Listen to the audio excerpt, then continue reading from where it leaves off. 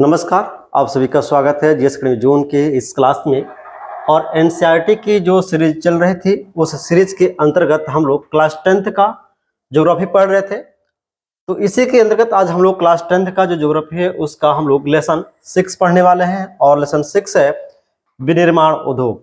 ठीक है, और जो बुक है उसको हम लोग लाइन बाय लाइन पढ़ने का प्रयास करते हैं। एक बात और मैं बता दूं, क्लियर कर दूं कि यहाँ पे जो हम लोग चीजें पढ़ते हैं उसको पढ़ाने के लिए मैं खुद से पढ़ के आता हूँ। जितना भी महत्वपूर्ण पॉइंट है उसको मैं अंडरलाइन करके आता हूँ, तब यहाँ पे पढ़ाने का प्रयास करता हूँ ताकि आपका समय बचे और आपको बेहतरीन से बेहतरीन जो है कंटेंट आपको मिल सके। पहली बात। दूसरी बात, मैं आपका क्वेश्चन जो है एनालिसिस करके आता हूँ। कौन कौन से क्वेश्चन आपके टीआरई के पार्ट बन चुके हैं, कौन कौन से क्वेश्चन आपके टीआरई के पार्ट बन सकते हैं, उसको भी मैं यहाँ पे बताने का प्रयास करता हूँ। ठीक है, चलिए अब दूसरी थोड़ी सी मैं और आपको अपडेट कर दूं। जो लोग भी बीपीएससी टीआरई 4 की तैयारी कर रहे हैं, एनसीईआरटी के नोट्स आप ले सकते हैं। आप जो है बीपीएससी टीआरई 4 के लिए, इसमें आपको जो है पीआरटी 6 टू टीजीटी पीएचडी के लिए बेहतरीन होगा। और इसमें इतने सब्जेक्ट जो है अवेलेबल है कम्बो पैक में 111 का पड़ेगा। इसके लिए आप हमारे व्हाट्सएप पर मैसेज कर सकते हैं, इस व्हाट्सएप पे। ठीक है, इसकी और विशेषता बता दूं कम्बो पैक लेने का। अगर आप कम्बो पैक लेते हैं तो आपको एक नोट्स तो तुरंत मिल जाएगा आपको, लेकिन एक पेड ग्रुप में ऐड कर दिया जाता है। और वहां पे फायदा यह है कि इसके बाद जो भी क्लासेस होती जाएंगी उसका एमसीक्यू करा रहे हैं, वो चाहे कोई थ्योरी क्लास करें, वो आपको उस ग्रुप में जो है जो पीडीएफ है, जो नोट्स है, वो मिलता रहता है फ्री ऑफ कॉस्ट। उसके लिए कोई भी कॉस्ट देने की जरूरत नहीं पड़ती है अगर आप एक बार जो है हमारे यहाँ से नोट्स लेते हैं तो। ठीक है, इस बात को ध्यान रखिएगा। चलिए अब हम लोग चलते हैं चैप्टर पे, और जो हमारा चैप्टर है 6 नंबर विनिर्माण उद्योग, उसको पढ़ने का प्रयास करते हैं। ठीक है, अब इस चैप्टर को पढ़ाने से पहले मैं एक बात और क्लियर कर दूं कि यहां से जो है 7 क्वेश्चन, 7 जो क्वेश्चन है, 7 क्वेश्चन आपका टीजीटी पीजीटी में पूछा गया। टीजीटी प्लस पीजीटी में पूछा जा चुका है। इस बात को ध्यान रखें, इस चैप्टर से 7 क्वेश्चन अभी तक टीआरई 1 2 3 मिलाकर टीजीटी पीजीटी में पूछा जा चुका है। मैक्सिमम क्वेश्चन टीजीटी में है, इस बात को ध्यान रखिएगा। लगभग 5 क्वेश्चन इस चैप्टर से। 3 क्वेश्चन आपके इस चैप्टर से जो है, 3 क्वेश्चन आपके जो है आ चुके हैं 6 to 8 में। ठीक ना, 2 क्वेश्चन आपके जो आए हैं पीआरटी में। आप समझिए कितना महत्वपूर्ण ये चैप्टर है, इस बात को ध्यान रखिएगा। ठीक है, चलिए शुरू करते हैं क्लास। और हमारा जो 6ठा चैप्टर है विनिर्माण उद्योग को, इसको पढ़ने का प्रयास करते हैं। तो चलिए, जैसा हमारा परंपरा है कि जो अंडरलाइन करके चीजें आया जाता है उसको पढ़ने का हम लोग प्रयास करते हैं। तो इसके तहत जो है, अब देखिए यहाँ पे सबसे पहले बात आती है कि आपका विनिर्माण उद्योग होता क्या है या निर्माण होता क्या है। ठीक है, पहली प्रश्न तो यही बनती है। तो देखिए, निर्माण या विनिर्माण, तो यहां पे कहा जा रहा है कि कच्चे पदार्थ को मूल्यवान उत्पाद में परिवर्तित कर अधिक मात्रा में वस्तुओं के उत्पादन को विनिर्माण या वस्तु निर्माण कहा जाता है। अर्थात जो भी रॉ मटेरियल है, कच्चा पदार्थ है, उस कच्चे पदार्थ को किसी प्रोसेस के माध्यम से उसको हम लोग एक मूल्यवान वस्तु में कन्वर्ट कर देते हैं, बदल देते हैं। और जब वह बदल जाता है तो वह जो है एक वस्तु या एक उत्पाद बनता है, उसी को विनिर्माण या वस्तु का निर्माण कहते हैं। और इस बदलने की प्रक्रिया में बहुत सारे जो है प्रोसेस होते हैं, जैसे कि रॉ मटेरियल को लेके आना है किसी फैक्ट्री में, उसको जो है आपका जो है प्रोसेस करना है। तो ये सारी चीजें इसमें लगी रहती हैं। कहा जा रहा है कि क्या आप जानते हैं कि कागज लकड़ी से प्राप्त होता है, चीनी गन्ने से प्राप्त होता है, लोहा जो लौह इस्पात है यह लौह अयस्क से प्राप्त होता है, अल्युमिनियम ये बॉक्साइट से निर्मित होते हैं। तो ये कुछ बातें बता रहा है कि ये भी क्या है, ये भी एक जो है उत्पाद ही है। ठीक है, आगे है कि क्या आप यह भी जानते हैं कि कई किस्म के कपड़े ऐसे रेशे से बनते हैं जो उद्योग में बनते हैं। देखिए, जो हम लोग कपड़े पहनते हैं उसमें से बहुत सारे तो कपड़े ऐसे हैं कि उद्योग में बनते हैं, जैसे कि आपने एक्रिलिक, नायलॉन, पॉलिस्टर का नाम सुना होगा। ये ऐसे जो है कपड़े हैं कि किसी न किसी उद्योग में बनते ही है। ठीक ना, रासायनिक प्रक्रियाओं के माध्यम से। अब यहाँ पे चूंकि आप जानते हैं कि जो उद्योग होता है वो द्वितीय क्रिया के अंतर्गत आता है, तो कहा जा रहा है कि द्वितीय कार्यों में लगे व्यक्ति कच्चे माल को परिष्कृत वस्तुओं में परिवर्तित करते हैं। स्टील, कार, कपड़ा उद्योग, बेकरी, पेय पदार्थ संबंधी उद्योगों में लोग श्रमिक इसी वर्ग के अंतर्गत आते हैं। कहने का मतलब है कि एक होता है प्राथमिक क्रिया, द्वितीय क्रिया और तृतीय क्रिया। प्राथमिक क्रिया का मतलब आप जानते हैं कि खेती कृषि आता है, जिसमें आप पशुपालन कीजिए, बकरी पालन कीजिए, मुर्गी पालन कीजिए, कृषि कीजिए। द्वितीय क्रिया में उद्योग आते हैं, किसी चीज का निर्माण करना है। तो जो हम लोग पढ़ रहे हैं ये उद्योग यानी विनिर्माण को पढ़ रहे हैं, द्वितीय क्रिया है। और द्वितीय क्रिया में जो है लोग लगे रहते हैं उनको श्रमिक कहा जाता है। क्या कहा जाता है? श्रमिक कहा जाता है। और ये लोग जो है किसी न किसी कंपनी में लगे रहते हैं, चाहे वो कपड़ा उद्योग में लगे हो, बेकरी में लगे हो, कोई पेय पदार्थ बना रहे हैं, या हो सकता है कि वे किसी स्टील या कार कंपनी में लगे हुए हैं। ठीक है ना? ये लोग जो है ये उद्योग से संबंधित श्रमिक कहलाते हैं। ठीक है, चलिए नेक्स्ट बात की जाए। और नेक्स्ट बात यहाँ पे है कि किसी उद्योग की आर्थिक उन्नति, सॉरी किसी देश की आर्थिक उन्नति निर्माण उद्योग के विकास से मापी जाती है। क्वेश्चन यहाँ पे बन सकता है कि किसी देश की आर्थिक उन्नति किसके द्वारा मापी जाती है? ऑप्शन दे देगा, कृषि के विकास से, उद्योग के विकास से, सेवाओं के विकास से। ठीक ना? इस बात का ध्यान रखिएगा, दैट इज मोस्ट इंपॉर्टेंट। ठीक है, चाहे आप पीआरटी के हो, 6 to 8, टीसी पीएचडी, किसी कोई भी क्लास का हो, बहुत महत्वपूर्ण है। चलिए नेक्स्ट है कि विनिर्माण का महत्व क्या है। देखिए, विनिर्माण उद्योग सामान्यतः विकास की तथा विशेषतः आर्थिक विकास की रीढ़ समझी जाती है। रीढ़ क्यों है? क्योंकि हमारी आवश्यकता की पूर्ति करने के लिए जो भी हम लोग दैनिक जीवन में वस्तुओं का प्रयोग करते हैं वह किसी न किसी फैक्ट्री में, किसी न किसी कंपनी में, किसी न किसी उद्योग में बना होता है। इसीलिए कहा जा रहा है कि ये जो विनिर्माण उद्योग है यह विकास के लिए एक रीढ़ का काम कर रहा है। जैसे कि स्टील कंपनी है, अगर सोचिए कि स्टील कंपनी अगर स्टील बनाना बंद कर दे तब क्या होगा? शायद हम कल्पना करना भूल जाएंगे और फिर हम लोग जो आदिम जीवन हमारा हुआ करता था आदिवासी की तरह, फिर हम लोग वैसे ही हो जाएंगे। ठीक है ना? इस बात को ध्यान रखिएगा। तो किसी भी देश का विकास करना है तो उसमें विनिर्माण उद्योग क्या है? ये एक आर्थिक विकास की रीढ़ की तरह काम करता है। जैसा हमारा रीढ़ क्या करता है कि पूरे बॉडी को एक जो है शेप देता है खड़ा करने के लिए, उसी तरह से ये जो आर्थिक विकास में जो विनिर्माण है ये एक रीढ़ की तरह काम करता है। ठीक है, नेक्स्ट पेज की बात की जाए तो यहाँ पे जो महत्वपूर्ण बातें हैं, यहाँ पे कहा जा रहा है कि विनिर्माण उद्योग न केवल, चलिए देखिए यहाँ पे बातें हैं कि जो विनिर्माण उद्योग न केवल कृषि के आधुनिकीकरण में सहायक है वरन द्वितीयक व तृतीयक सेवाओं में भी रोजगार उपलब्ध कराकर कृषि पर हमारी निर्भरता को कम करता है। बहुत महत्वपूर्ण लाइन है, यहां से भी आपके क्वेश्चन बन सकते हैं। देखिए ये बातें कह रहा है कि जो विनिर्माण उद्योग है ये हमारे कृषि में सहायक है। कैसे? तो विनिर्माण उद्योग के माध्यम से बहुत सारे जो है आपके नए नए टेक्नोलॉजी आ रही है कृषि के लिए, जैसे कि खेतों की जुताई कैसे करना है, उसके जो है फसल उग रहे हैं तो उसको काटना कैसे है। इसके अलावा जो आपके बहुत सारे जो है मशीनें आ गई हैं, खाद, उर्वरक, ये जो सारे चीज जो है ये किसी न किसी फैक्ट्री में बनता है। तो इसलिए कहा जा रहा है कि जो विनिर्माण उद्योग है ये कृषि के लिए आधुनिकीकरण का काम कर रहे हैं, नए नए टेक्नोलॉजी ला रहे हैं। जबकि यही कृषि जो है ये द्वितीयक और तृतीयक सेवाओं में भी क्या कर रहे हैं? ये रोजगार उपलब्ध करा रहे हैं। क्योंकि तृतीयक सेवाओं में क्या आता है? सेवाएं आती है। तृतीयक जो आपके कार्य होते हैं आप जो है उसमें सेवाएं आती है, जैसे बैंकिंग, बीमा, ट्रांसपोर्टेशन।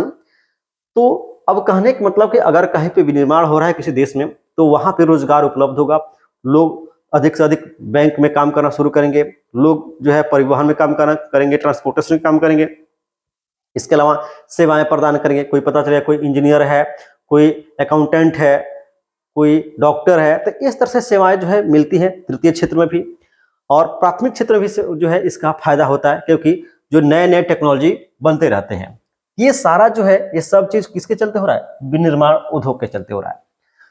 नेक्स्ट है कि देश में औद्योगिक विकास, बेरोजगारी तथा गरीबी उन्मूलन की आवश्यक शर्त है। अब देखिए यहां से भी महत्वपूर्ण पॉइंट बन रहा है। देश में अगर औद्योगिक विकास होगा तो बेरोजगारी खत्म होगा, लोगों को रोजगार मिलेगा। दूसरी बात कि गरीबी उन्मूलन की एक जो है आवश्यक शर्तें पूरी हो जाएंगी, मतलब कि गरीबी जो है धीरे धीरे खत्म होना शुरू हो जाएगा अगर किसी देश में औद्योगिक विकास होता है तो। क्योंकि आप जानते हैं कि औद्योगिक विकास होगा, रोजगार मिलेगा, लोगों को पैसे आएंगे, लोग अपने जो है जीवन शैली को बदलेंगे और उनकी बेरोजगारी भी खत्म होगी, प्लस उनकी जो गरीबी है वो भी खत्म होगा। भारत में सार्वजनिक तथा संयुक्त क्षेत्र में लगे उद्योग इसी विचार पर आधारित थे। अब देखिए कहा जा रहा है कि भारत में जो सार्वजनिक मतलब कि सरकारी क्षेत्र में या संयुक्त क्षेत्र में लगे जो उद्योग है उसका विचार यही है कि किस तरह से जो है उद्योग के माध्यम से हम बेरोजगारी को खत्म कर सकें, उद्योग के माध्यम से हम लोगों को गरीबी को खत्म कर सकें। ये जो है सार्वजनिक क्षेत्र का उद्देश्य है, इस बात को ध्यान रखिएगा। ये भी महत्वपूर्ण बात बनती है, यहाँ से क्वेश्चन बन जाएगा कि सार्वजनिक क्षेत्र के उद्योगों का लक्ष्य है गरीबी उन्मूलन, बेरोजगारी को खत्म करना, कृषि का विकास करना। इस तरह से पॉइंट भी बन सकते हैं, इस बात को ध्यान रखिएगा। चलिए नेक्स्ट है कि जनजातीय तथा पिछड़े क्षेत्र में उद्योगों की स्थापना का उद्देश्य भी क्षेत्रीय असमानताओं को कम करना। लीजिए अब यहां से तो जबरदस्त पॉइंट बन गया। अब देखिए क्वेश्चन क्या बनेगा आपके पॉइंट जो है एग्जाम में, क्वेश्चन बन सकता है औद्योगिक विकास का सार्वजनिक क्षेत्र में औद्योगिक विकास का लक्ष्य है। ऑप्शन दे देगा बेरोजगारी को खत्म करना, गरीबी उन्मूलन और जनजातीय और पिछड़े क्षेत्र में उद्योगों की स्थापना करके असमानताओं को कम करना। ठीक ना, ये आपका ऑप्शन इस तरह से डी बन जाएगा, इस बात को ध्यान रखिएगा। नेक्स्ट है निर्मित वस्तुओं का निर्यात। निर्यात का मतलब हुआ कि अपने देश से सामान को बाहर किसी देश में बेचना। ठीक ना, तो जो वस्तुएं बन रही हैं तो वस्तुओं का निर्यात वाणिज्यिक व्यापार को बढ़ाता है जिससे अपेक्षित विदेशी मुद्रा की प्राप्ति होती है। यानी अगर किसी देश में उद्योगों का जो है विकास हो रहा है, उद्योग लग रहे हैं, वहां पे उत्पादन हो रहा है, तो वहां से जो वस्तु का उत्पादन होगा वह किसी दूसरे देश को बेचा जाएगा। और आप जानते हैं कि जब हमारा जो है किसी देश के साथ जो है इंटरनेशनल लेवल पर व्यापार होता है तो जो भी व्यापार होगा वह डॉलर के मुद्रा में होगा, तो हमें क्या होगा, विदेशी मुद्रा प्राप्त होगी, यानी हमें डॉलर प्राप्त होगा और हमारा जो विदेशी मुद्रा का जो भंडार है ये बढ़ेगा। और जब विदेशी मुद्रा का भंडार बढ़ेगा तो हमारे जो व्यापार संतुलन है ये भी अच्छी हो जाएगी और देश का विकास भी होगा। तो यही कहा जा रहा है कि निर्मित वस्तु का निर्यात होगा, जो भी वस्तुएं बनेंगी उसका निर्माण होगा और वाणिज्यिक व्यापार को बढ़ावा मिलेगा जिससे विदेशी मुद्रा में प्राप्ति होगी।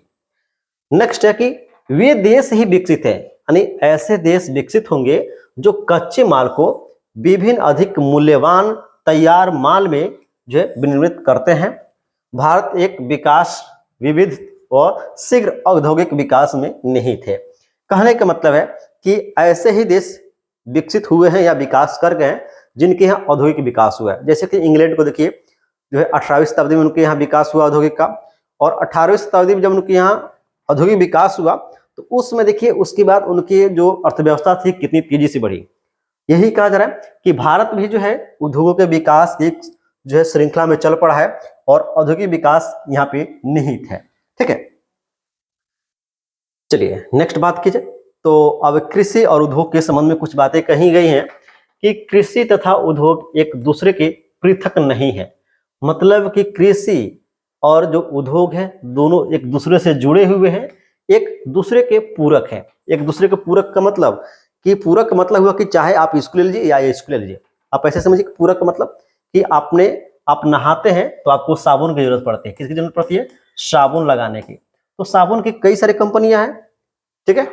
आप लक्स की साबुन ले लीजिए, या आप लाइव वाइक ले लीजिए, या आप हेमोम ले लीजिए, कोई भी साबुन लीजिए, तो दैट इज पूरक। ठीक ना, तो वही कहा जा रहा है कि कृषि और उद्योग एक दूसरे के पूरक है, मतलब कि एक के बिना दूसरे के काम नहीं चल पाएगा। ठीक है, आप ऐसे समझिए कि अगर कृषि है तो उद्योग होना ही चाहिए, क्योंकि कृषि का जो वस्तु उत्पादित हो रहा है वो कहाँ पे कंजप्शन उसका होगा। मान लीजिए गन्ना को उत्पादित कर दिए, तो गन्ना को आप खाइएगा तो नहीं ना, केवल उसको चूसिएगा तो नहीं, कितना चूसिएगा, उसको जो है चीनी बनाने के लिए कोई ना कोई फैक्ट्री चाहिए। तो यही कह रहा है कि जो कृषि है और ये जो उद्योग है दोनों एक दूसरे के पृथक नहीं है बल्कि पूरक है, एक दूसरे के बिना काम नहीं चलेगा। उदाहरण के तौर पर बताया जा रहा है कि भारत में कृषि पर जो आधारित उद्योगों ने कृषि पैदावार बढ़ोतरी को प्रोत्साहित किया है। ये उद्योग कच्चे माल के लिए कृषि पर निर्भर हैं तथा इनके द्वारा निर्मित उत्पाद में जैसे कि सिंचाई के लिए पंप, उर्वरक, कीटनाशक दवाएं, प्लास्टिक पाइप, मशीन, कृषि औजार आदि पर किसान निर्भर है। अब देखिए, कहने का मतलब है कि बहुत सारे ऐसे उद्योग होते हैं कि कृषि संबंधित जो है वस्तुओं का निर्माण करते हैं, जैसे कि खाद उद्योग। खाद उद्योग आपको यूरिया, डाई, पोटास, फास्फोरस बनाएगा। अगर मान लीजिए कि बना भी दिया, अगर कृषि में उसका प्रयोग नहीं होगा तो वो फैक्ट्री का काम क्या है, क्यों बनाएगा। इसके अलावा आप जानते हैं कि जो पंपी सेट होती है जिससे पानी निकाला जाता है खेतों के लिए, तो वो भी जो है कृषि के क्षेत्र के लिए बनाया जा रहा है। तो बहुत सारे ऐसे उद्योग हैं जिनका मेन पर्पज वस्तु का उत्पादन कृषि होता है। तो इसका मतलब कि उद्योग और कृषि एक दूसरे से जुड़े हुए हैं, अलग नहीं है, ठीक है, एक दूसरे के ऊपर निर्भर है। ठीक है, आगे बढ़ा जाए। नेक्स्ट बात कहा जा रहा है कि इसलिए विनिर्माण उद्योग के विकास तथा स्पर्धा से न केवल कृषि उत्पादन को बढ़ावा मिला है, अपितु उत्पादन प्रक्रिया भी सक्षम हुई है। यानी इसलिए कहा जा रहा है कि विनिर्माण उद्योग जो है इसको विकास और स्पर्धा से न केवल कृषि उत्पादन को बढ़ावा मिला है बल्कि उत्पादन प्रक्रिया भी सक्षम या सही हुई है। यानी जो कृषि के चलते ही जो उद्योग है उनकी उत्पादन शक्ति बढ़ी है और इसके साथ साथ इनकी जो क्षमता है उत्पादन की, ये भी जो है अच्छा खासा हो गया है। ठीक है, अब आगे देखा जाए, कुछ महत्वपूर्ण पॉइंट है। नेक्स्ट, इसको तो हम लोग डिस्कस कर लिए हैं। ओके, यहाँ पे राष्ट्रीय अर्थव्यवस्था में उद्योग का क्या योगदान है इसे समझना जरूरी है। देखिए, यहाँ पे बातें हैं कि पिछले 2 दशकों में, यानी 2 दशक मतलब 20 वर्ष में सकल घरेलू उत्पाद में विनिर्माण उद्योग का योगदान 27% रहा है। 27% में से 17% ही है। यानी देखिए, हमारे देश की जो सकल घरेलू उत्पाद है, अब सकल घरेलू उत्पाद होता क्या है कि एक देश के एक जो है निश्चित सीमा के अंतर जो है जो भी वस्तुएं उत्पादन होती है उनकी जो है जो बाजार मूल्य होता है, तो उस सकल घरेलू उत्पाद में आपका कुल 27% में से 17% का योगदान जो है आपका जो है विनिर्माण का है, क्योंकि 10% भाग खनिज, गैस तथा विद्युत ऊर्जा का योगदान है। कहने का मतलब है कि जो भी हमारे देश के जो आपका ये सकल घरेलू उत्पाद होता है तो उसमें 27% योगदान है, लेकिन इसमें से 17% विनिर्माण उद्योग का है और 10% जो हिस्सा बच गया इसमें खनन आती है, विद्युत उद्योग आते हैं, ठीक है, गैस आते हैं। तो 17% किसका है? विनिर्माण उद्योग का है योगदान सकल घरेलू उत्पाद में, इसको याद रखेगा। चलिए नेक्स्ट बात किया जाए तो नेक्स्ट बात यहाँ पे औद्योगिक अवस्थिति के बारे में बात कर ली जाए। देखिए, यहाँ पे जो औद्योगिक अवस्थिति है इसके संबंध में है कि उद्योगों की स्थापना स्वभावतः जटिल है। मतलब कि जो भी उद्योग बनते हैं उनकी जो है स्थापना थोड़ी सी कठिन प्रक्रिया होती है। इनकी स्थापना कच्चे माल की उपलब्धता, ये महत्वपूर्ण है। कच्चे माल की उपलब्धता, श्रमिक, पूंजी, शक्ति के साधन, बाजार आदि की उपलब्धता से प्रभावित होती है। लीजिए, ये महत्वपूर्ण है। यहां से क्वेश्चन बन सकते हैं कि किसी उद्योग को स्थापित करने के लिए प्रभावित करने वाले कारक कौन कौन से हैं। ऑप्शन दीजिएगा आपका कच्चे माल की उपलब्धता, श्रमिक, पूंजी, शक्ति, बाजार आदि की उपलब्धता। तो ध्यान रखिएगा, ये सारे जो फैक्टर हैं, सारे जो चीजें हैं, जैसे कच्चे माल की उपलब्धता मतलब कौन सा ऐसा क्षेत्र जहाँ पे उद्योग जो हम स्थापित कर रहे हैं उसके लिए कच्चा माल मिल जाएगा, कहाँ पे कम कीमत पे या कम जो है मजदूरी पे श्रमिक मिल जाएंगे, कौन सा ऐसा क्षेत्र है जहाँ पे बिजली का साधन उपलब्ध है, कौन ऐसा क्षेत्र है जहाँ पे बाजार उपलब्ध है। इन सारों चीज को पहले से एनालिसिस किया जाता है कि मैं कहाँ अपना कंपनी स्थापित करूँ, फैक्ट्री लगाऊं, कि सारे चीज हमको कम कीमत पे मिल जाए, ठीक है ना, आसानी से मिल जाए। और यही चीज जो है किसी कंपनी को या किसी फैक्ट्री को लगाने के लिए क्या करते हैं, प्रभावित करते हैं। इस पॉइंट को याद रखिएगा। नेक्स्ट है कि इन सभी कारकों का एक स्थान पर पाया जाना लगभग असंभव है। कहने का मतलब है कि आप जानते हैं कि अगर बिहार एक ऐसा राज्य है जहाँ पे कम जो है मजदूरी पर आपका श्रमिक मिल जाएंगे, लेकिन यहाँ पे बिहार में आप ये कहिए कि जो है कोई खनिज मिल जाए तो इम्पॉसिबल है।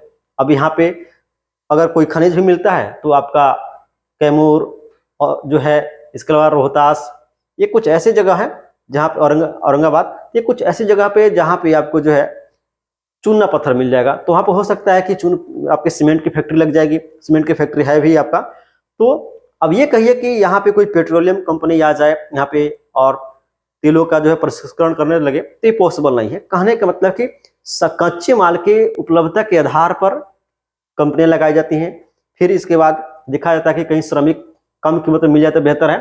तो यही कहा जा रहा है कि सभी कारक एक स्थान पर नहीं पाए जाते, कुछ पाए जाएंगे कुछ नहीं पाए जाएंगे। फलस्वरूप इसलिए विनिर्माण उद्योग की स्थापना के लिए वही स्थान उपयुक्त है जहां ये कारक उपलब्ध हो अथवा जहां इन्हें कम कीमत पर उपलब्ध कराया जा सके।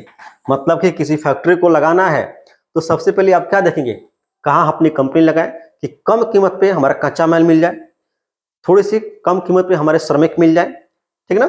सभी एक जगह उपलब्ध तो नहीं होंगे, लेकिन प्रयास करेंगे कि थोड़े दूर कहीं जो है अगर प्रबंध हो जाता है तो इसको हम लगा लेंगे, ठीक ना।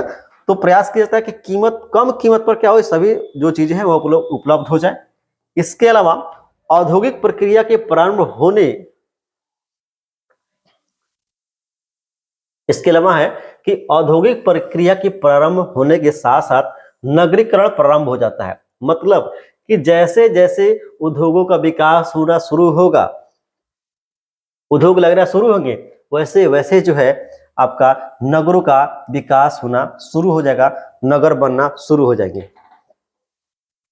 कोई भी जो नगर है या जो कोई भी शहर है अचानक डेवलप नहीं करता है। जैसे मान लीजिए कि आप ही का कोई एरिया है, वहां पे कोई शहर नहीं है, अगर वहां पे कोई जो है कल ले जाके कोई चूरा फैक्ट्री बना देता है, कोई चावल फैक्ट्री बना देता है, इसके अलावा कोई जो है सीमेंट फैक्ट्री बना देता है, कोई अलग अलग जो है फैक्ट्री लगना शुरू हो जाएंगी, तो उस फैक्ट्री को उसकी आवश्यकता को पूरा करने के लिए अलग अलग लोग जो है वहाँ पे बसना शुरू हो जाएंगे। पता चला कोई दुकान खोल लेगा, पता चला कोई चाय का जो है चाय पकौड़ा बनाना शुरू कर देगा, क्योंकि वहाँ पे लोग काम कर रहे हैं, उनके लिए भूख लगी, कुछ ना कुछ खाए पियेंगे। इसके अलावा कुछ दुकानें खुल जाएंगी इलेक्ट्रॉनिक्स की, इसके अलावा कुछ पता चलेगा कि लोग वहाँ पे जमा हो गए तो कोई बैंक का शाखा खुल जाएगा। तो इस तरह से जो है शहरों का विकास होना प्रारंभ हो जाएगा, किसके चलते, औद्योगिक प्रक्रिया के चलते। और कभी कभी उद्योग शहरों में या उनके निकट लगाए जाते हैं। कभी कभी तो ऐसा भी होता है कि जो उद्योग लग रहे हैं वो कोई पुराने शहर जो डेवलप है वहां पे या उसके आसपास लगा दिए जाते हैं।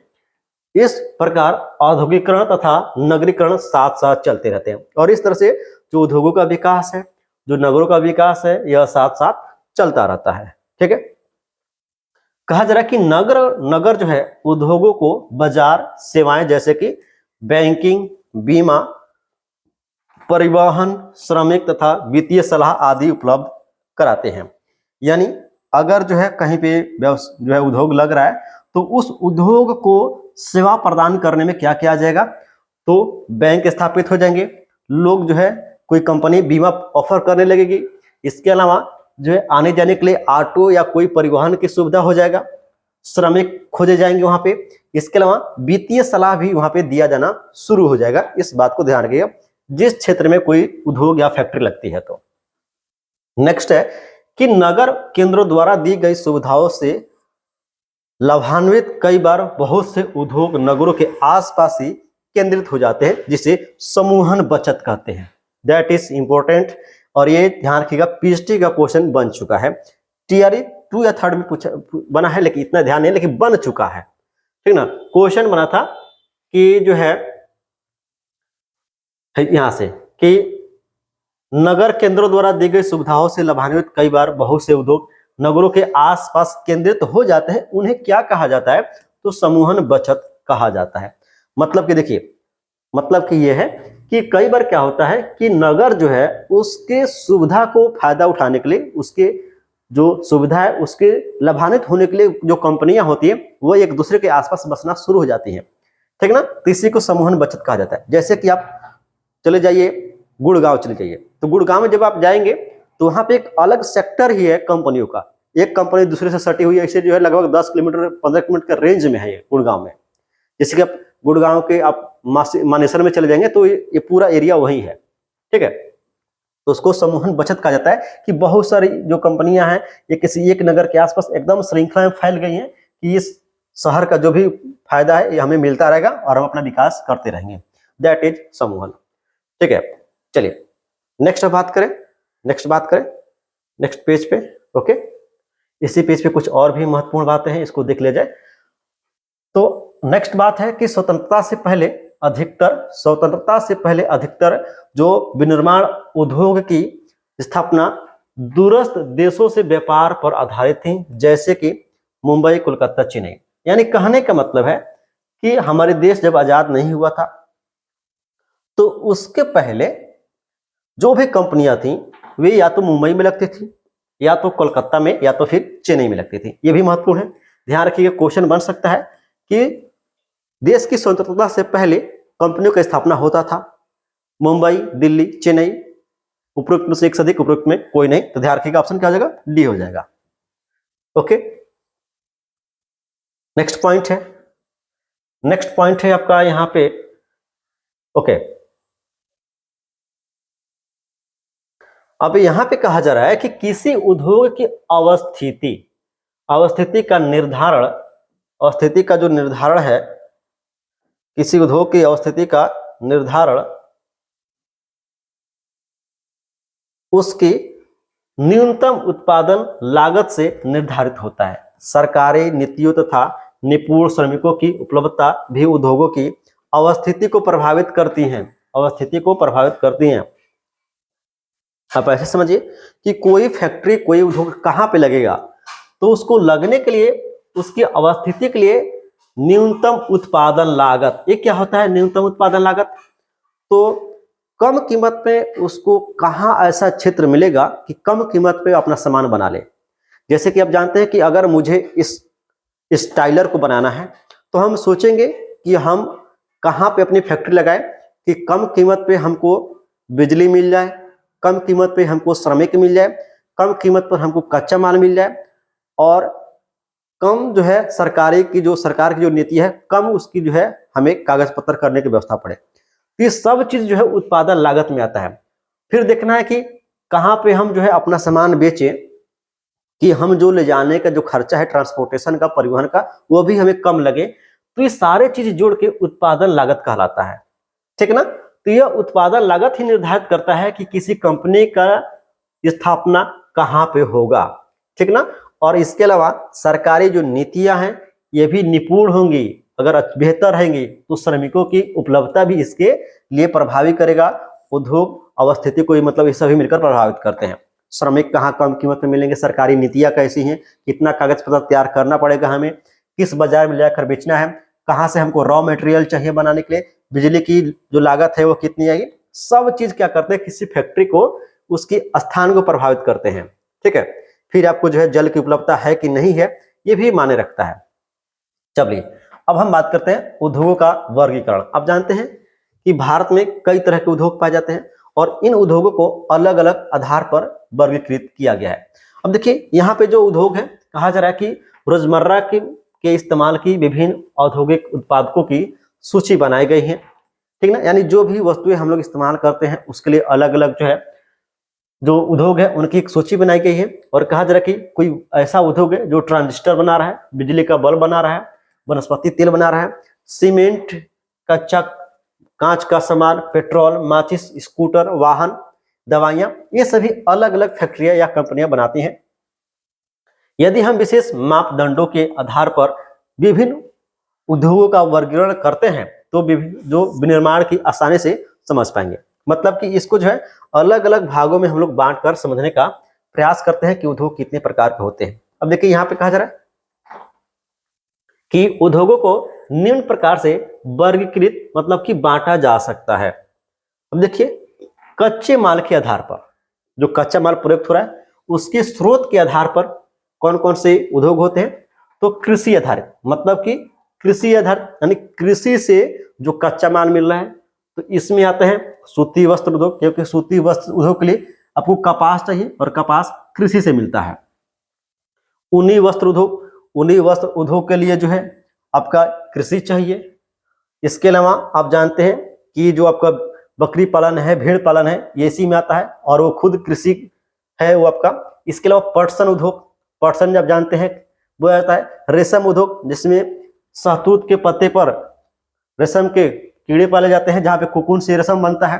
रबर, चीनी, चाय, कॉफी, वनस्पति तेल उद्योग, ये सभी जो है कृषि आधारित उद्योग है, मतलब कि इनके जो कच्चा माल मिलेगा सामान को बनाने के लिए सभी कृषि से प्राप्त होगा। अब दूसरा है खनिज आधारित उद्योग, खनिज आधारित उद्योग यानी ये जो फैक्ट्रियां होंगी या ये जो उद्योग होंगे इनका जो कच्चा माल होगा वह खनिज होगा, खनन करके निकाला जाएगा। इसमें आता है लोहा और इस्पात उद्योग, सीमेंट उद्योग, एल्युमिनियम मशीन, औजार तथा पेट्रो रसायन। तो ये ऐसे उद्योग है जिनको जो है कच्चे माल के रूप में खनिज चाहिए, तब जाके ये अपना जो है वस्तु का उत्पादन करेंगे। नेक्स्ट आता है, हमने देखा अभी कच्चे माल के आधार पर दो प्रकार के हो गए, कृषि आधारित और खनिज आधारित। नेक्स्ट हमारा है आपका प्रमुख भूमिका के आधार पर। तो भूमिका के आधार पर भी दो प्रकार के होते हैं।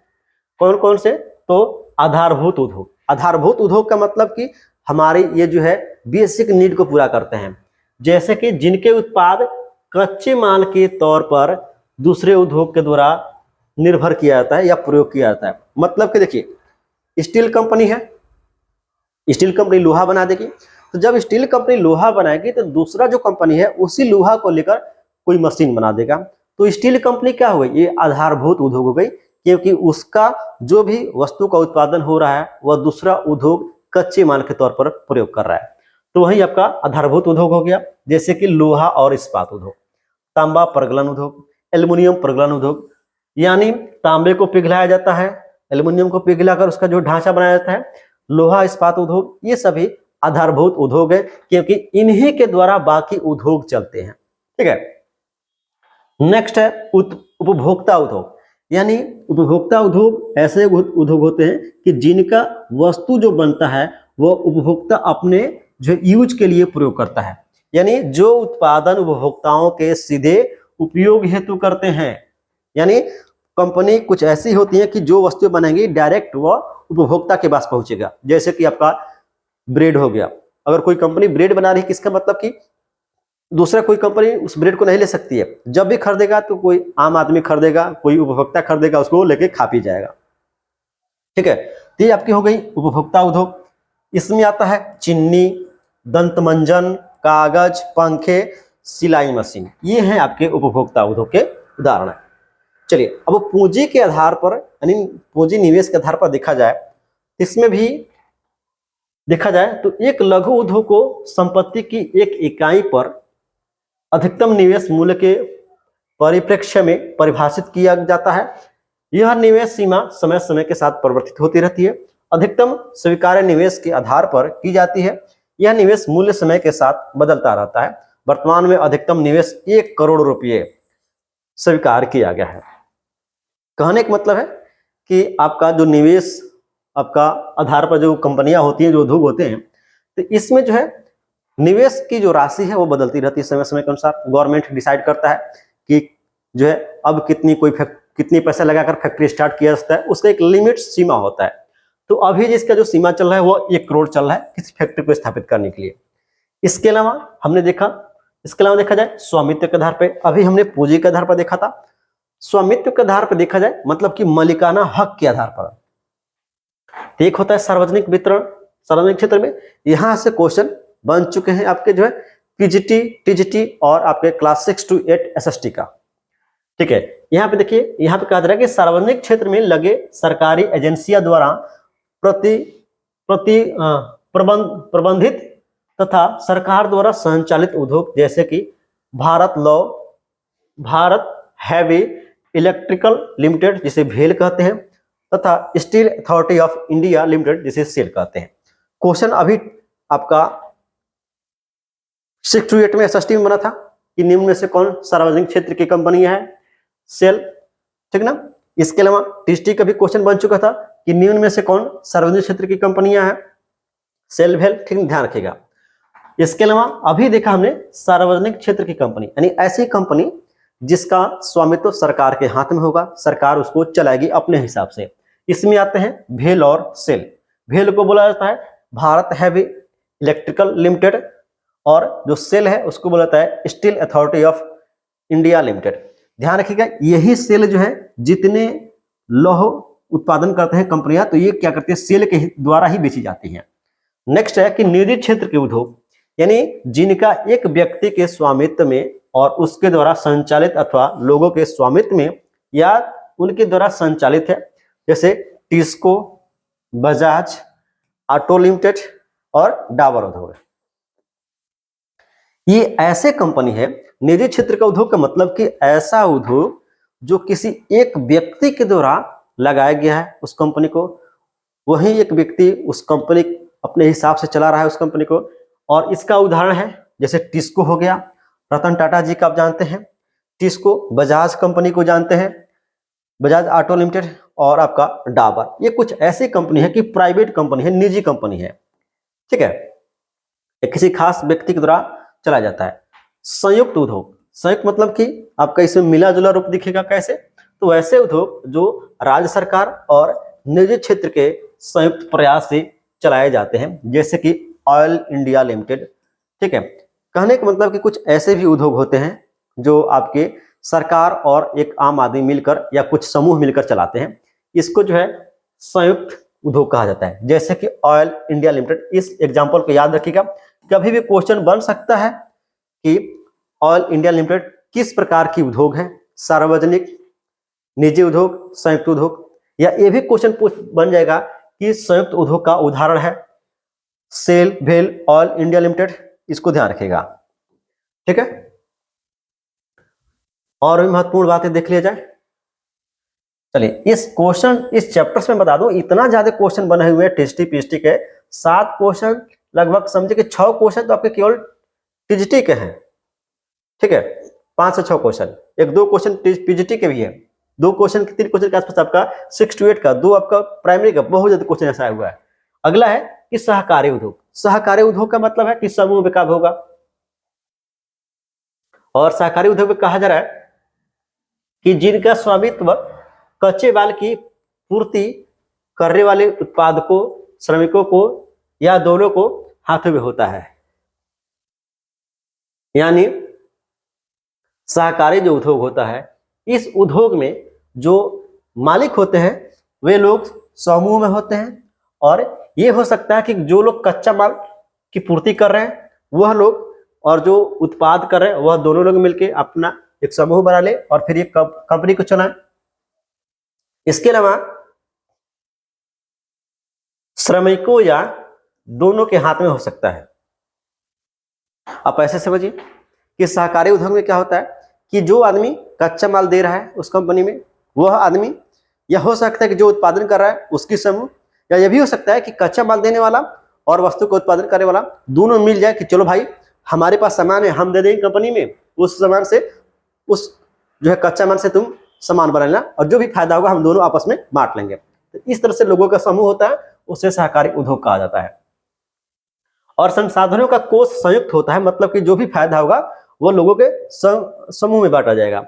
और लाभ हानि का जो है विभाजन भी अनुपातिक होता है, एक निश्चित रेशियो डिसाइड हो जाता है कि किस व्यक्ति को कितना जो है आपका प्रॉफिट देना है, ठीक है ना। इसके उदाहरण है महाराष्ट्र के चीनी उद्योग, केरल के नारियल उद्योग, ये इसके कुछ एग्जाम्पल हैं। कच्चे तथा तैयार माल की मात्रा व भार के आधार पर देखा जाए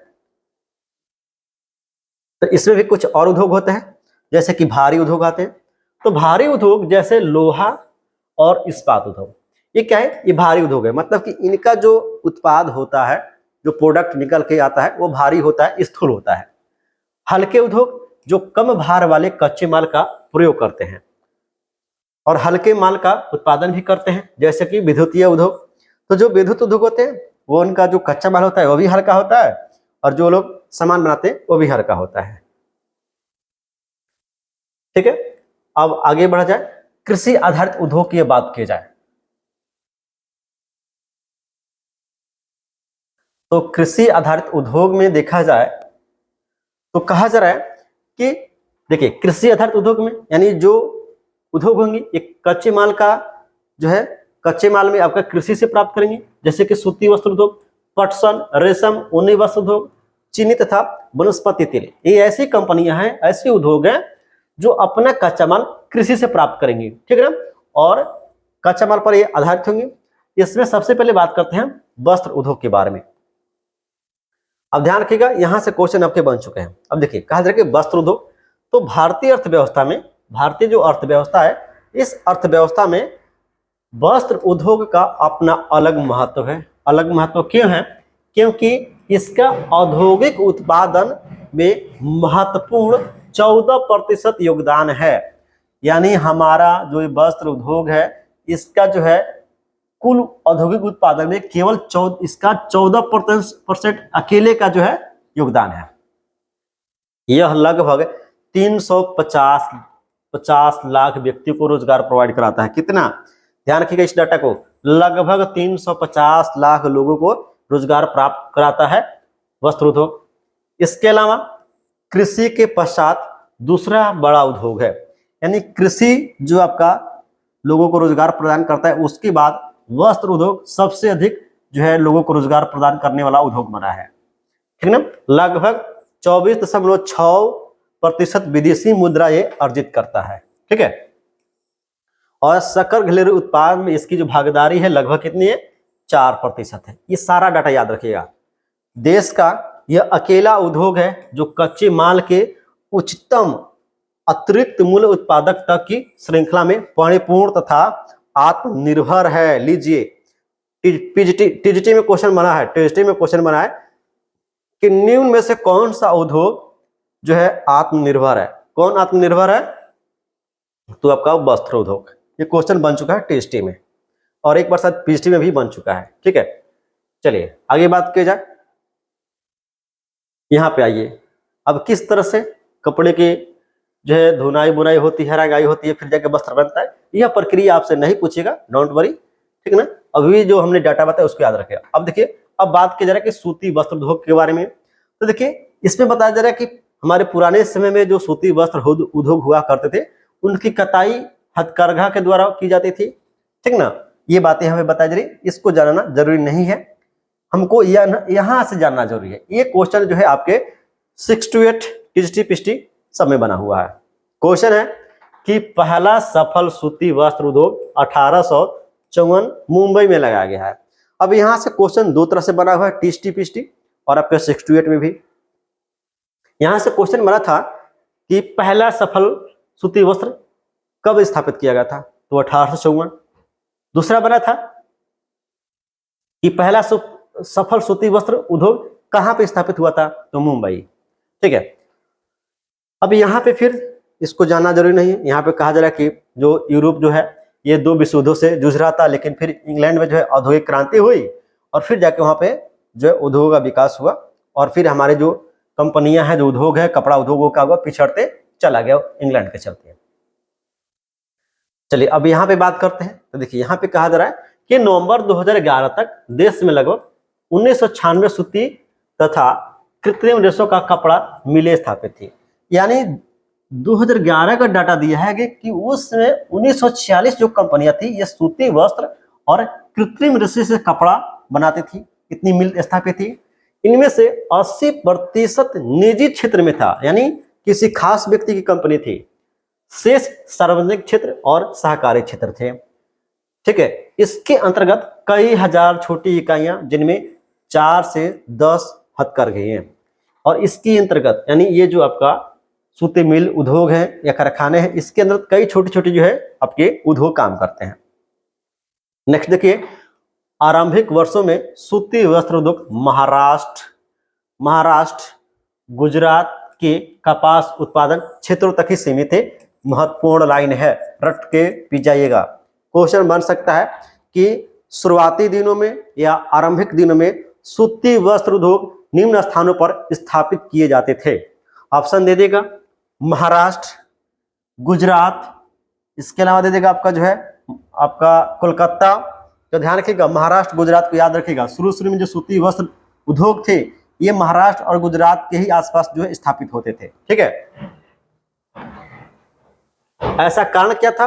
तो ऐसा कारण ये था कि कपास की उपलब्धता इनको हो जाती थी, बाजार भी उपलब्ध था, परिवहन का साधन था, पत्तनों की समीपता थी, मतलब कि जो पतन होते थे समुद्र के माध्यम से, जो है आपका ट्रांसपोर्टेशन का वो भी व्यवस्था था, नमयुक्त जलवायु थी, और कारकों ने इसको क्या किया, स्थानीयकरण को बढ़ावा दिया। तो इसको भी याद रखिएगा। ये भी क्वेश्चन बढ़ सकता है कि शुरुआती दिनों में गुजरात और महाराष्ट्र के आसपास सूती वस्त्र उद्योग लगते थे, जिसके निम्न कारण थे: आपका बाजार की उपलब्धता, परिवहन लागत की, परिवहन की सुविधा, पतनों की सुविधा, श्रम की सुविधा, नमयुक्त जलवायु। इसको याद रखिएगा, ठीक ना। इस उद्योग का कृषि से निकट संबंध, ये भी ध्यान रखिएगा कि ये जो उद्योग है इसका कृषि से निकट संबंध है, क्योंकि कृषि का जो कच्चा माल होता है वो सूती वस्त्र उद्योग में प्राप्त होता है, ठीक ना। इसको ध्यान रखिएगा। चलिए नेक्स्ट देखा जाए। इसमें दिया जा रहा है कि इसमें जो है रंगाई, कताई, बुनाई, पैकेट बनाना, सिलना, ये सभी चीजें इसमें शामिल है। अब यहाँ पे आइए, यहाँ पे बातें हो गई है कि यद्यपि कताई कार्य महाराष्ट्र में यानी जो कताई कार्य होता है जो सूती वस्त्र उद्योग में, इसमें कताई कार्य कहाँ पे, महाराष्ट्र में होता है, गुजरात में होता है और तमिलनाडु में होता है। लेकिन सूती, रेशम, जरी, कसीदारी आदि जो है ये क्या है,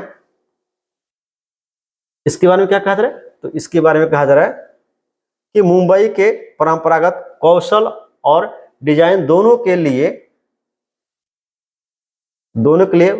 बुनाई अत्यधिक विकेंद्रीकृत है। अब देखिए, अभी हमने देखा कि आपका महाराष्ट्र, मुंबई, तमिलनाडु ऐसे क्षेत्र हैं जहां पे सूती वस्त्र उद्योग की कताई की जाती है, ठीक ना। लेकिन बुनाई जो है परंपरागत कौशल और डिजाइन देने के लिए बुनाई अत्यधिक विकेंद्रीकृत है, मतलब कि फैला हुआ है, ठीक ना।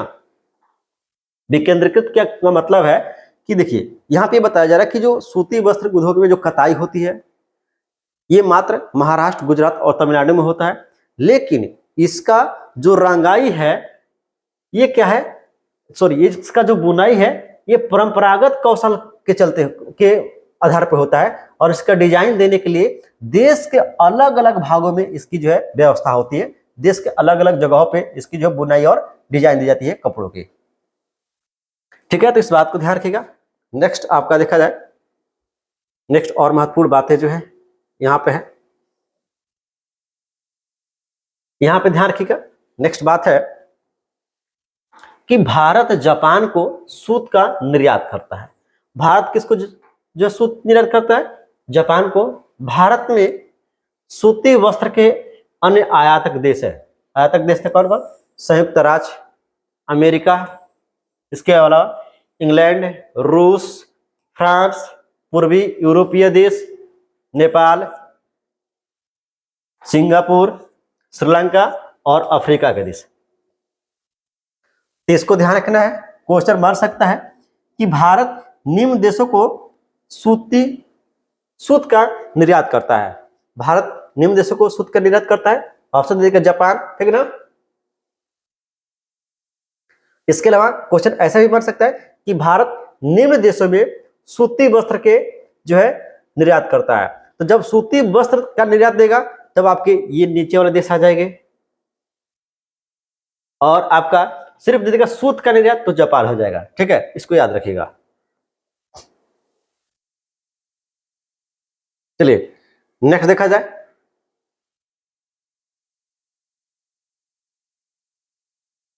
अब जो तकुओ हैं या स्पिंडल्स जो है इसको देख लिया जाए।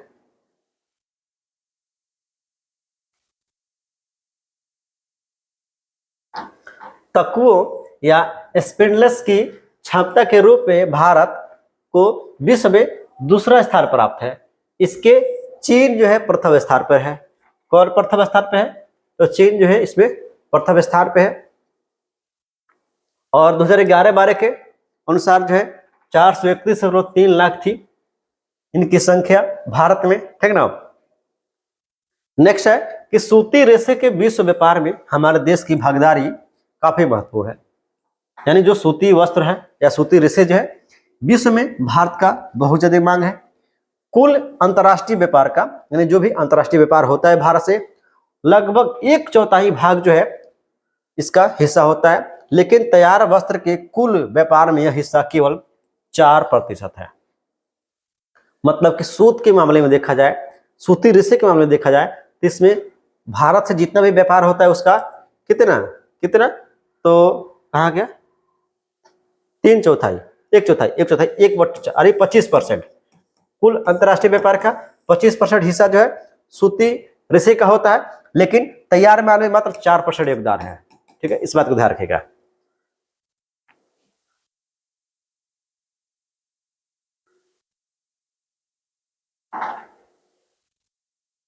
चलिए नेक्स्ट, और कुछ महत्वपूर्ण बातें होंगी तो देख लिया जाए। यहाँ पे है, अब हम बात करते हैं पटसन उद्योग के बारे में। ये भी महत्वपूर्ण है, यहां से क्वेश्चन आपके बन चुके हैं टीजीटी पीएचडी 6 to 8 सब में। क्वेश्चन यहाँ पे देखिए, पटसन उद्योग मतलब कि आपका भारत जो है पटसन और पटसन निर्मित सामान का सबसे बड़ा उत्पादक है, तथा बांग्लादेश के पश्चात भारत दूसरे स्थान पे आता है। नंबर 1 पे कौन है, बांग्लादेश है, और दूसरे स्थान पे कौन आता है, दूसरे स्थान पे जो है भारत आता है। क्योंकि आप जानते हैं कि जब देश की बंटवारा हुआ था तो अधिकतर जो पटसन उत्पादक जो क्षेत्र थे ये पूर्वी पाकिस्तान में चले गए, जिसके चलते आज बांग्लादेश जो है नंबर 1 पे आता है और नंबर 2 पे भारत आता है। ठीक ना। अब यहाँ पे कहा जा रहा है कि दूसरा सबसे बड़ा निर्यातक भी है, भारत जो है दूसरा सबसे बड़ा उत्पादक भी है और निर्यातक भी है। ठीक ना।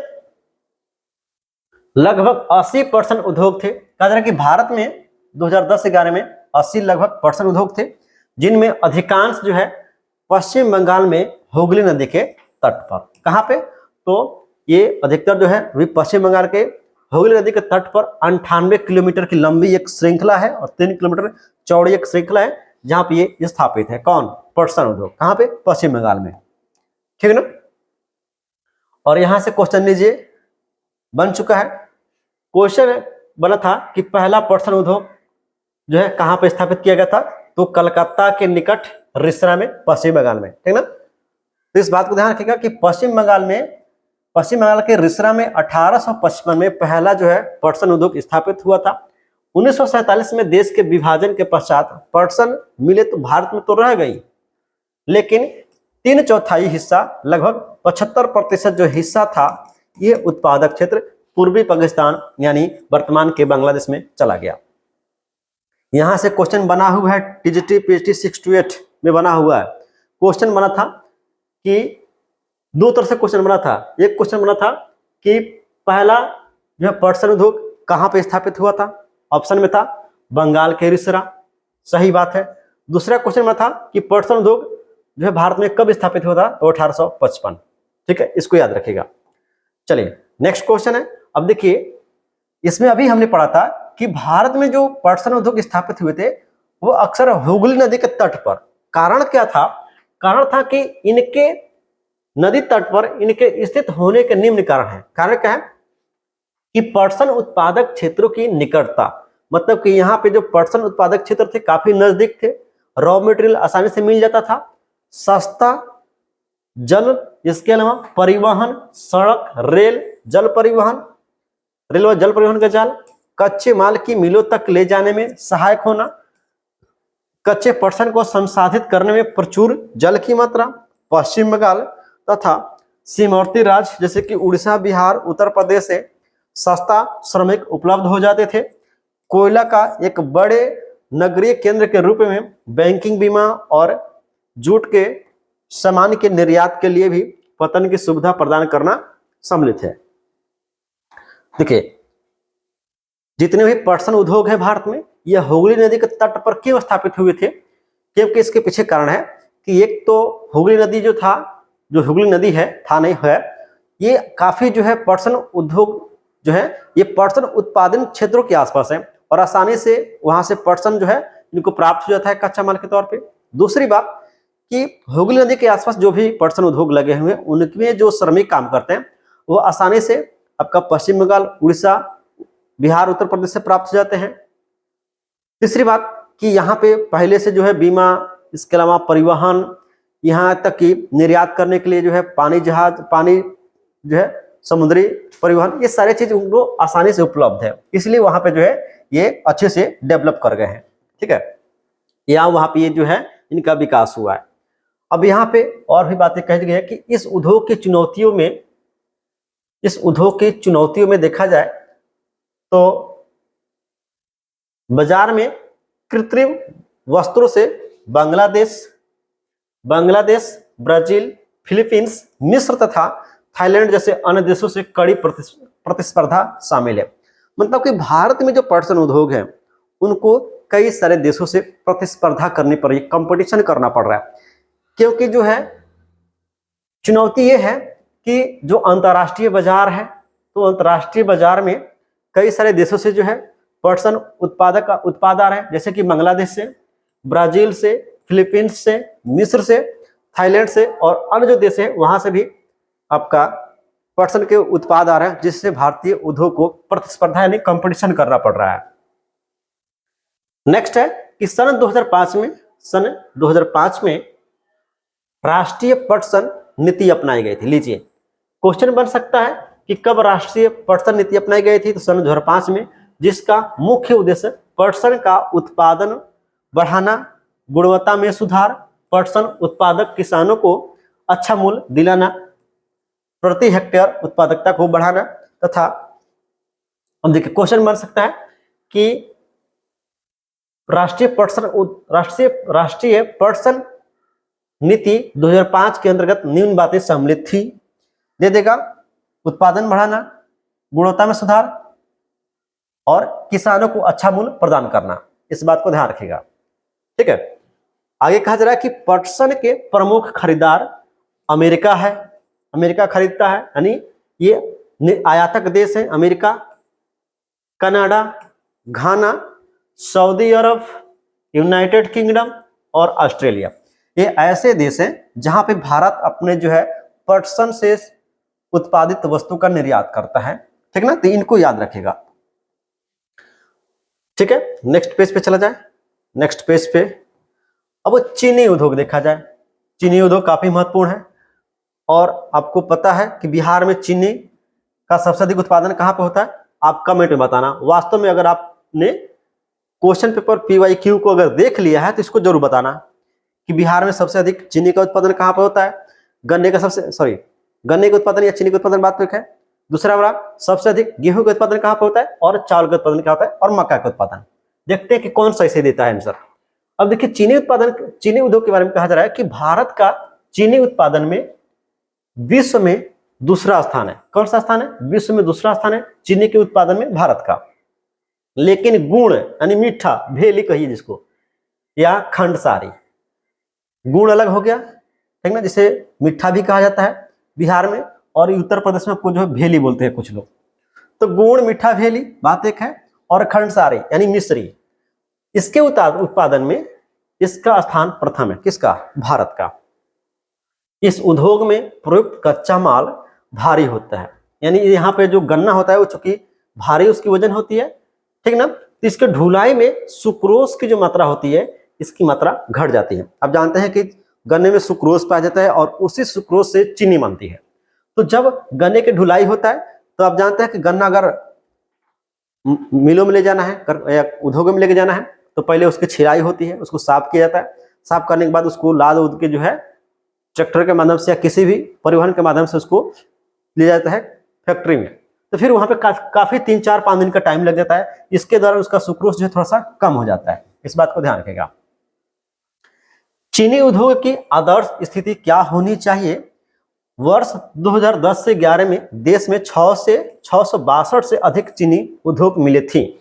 कब? 2010 से 11 में 662 से अधिक थी, जो उत्तर प्रदेश, बिहार, महाराष्ट्र, कर्नाटक, तमिलनाडु, आंध्र प्रदेश, गुजरात, पंजाब, हरियाणा तथा मध्य प्रदेश राज्यों में फैली है।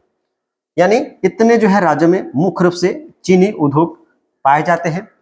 इसके अलावा चीनी मिलों का 60% जो है उत्तर प्रदेश है। यानी जितने भी चीनी मिले हैं इसमें 60% जो उत्तर प्रदेश में पाए जाते हैं तथा बिहार में। इसके अलावा ध्यान रखिएगा, यह उद्योग मौसमी है, मतलब कि मौसमी उद्योग है। खासकर जब गन्ना का जो कटाई होती है तभी उद्योग काम करते हैं। अतः सहकारी क्षेत्र के लिए उपयुक्त है। क्या है? यह सहकारी क्षेत्र के लिए उपयुक्त माने जाते हैं। और आप जानते हैं कि महाराष्ट्र के जो चीनी उद्योग है यह सहकारी क्षेत्र के अंतर्गत ही आते हैं, ठीक है। इसके अलावा ये भी ध्यान रखिएगा कि ये जो चीनी उद्योग है, तो कुछ इन वर्षों में जो है मिलों की संख्या दक्षिणी पश्चिमी राज्यों में, विशेषकर महाराष्ट्र में बढ़ी है। महाराष्ट्र जो राज्य है वहां पे चीनी उद्योगों की संख्या अब बढ़ चुकी है और महाराष्ट्र वर्तमान में सबसे अधिक चीनी उत्पादन करने वाला राज्य बन गया है, ध्यान रखिएगा। ठीक है, इसका मुख्य कारण यहाँ गन्ने में अधिक सुक्रोज की मात्रा है।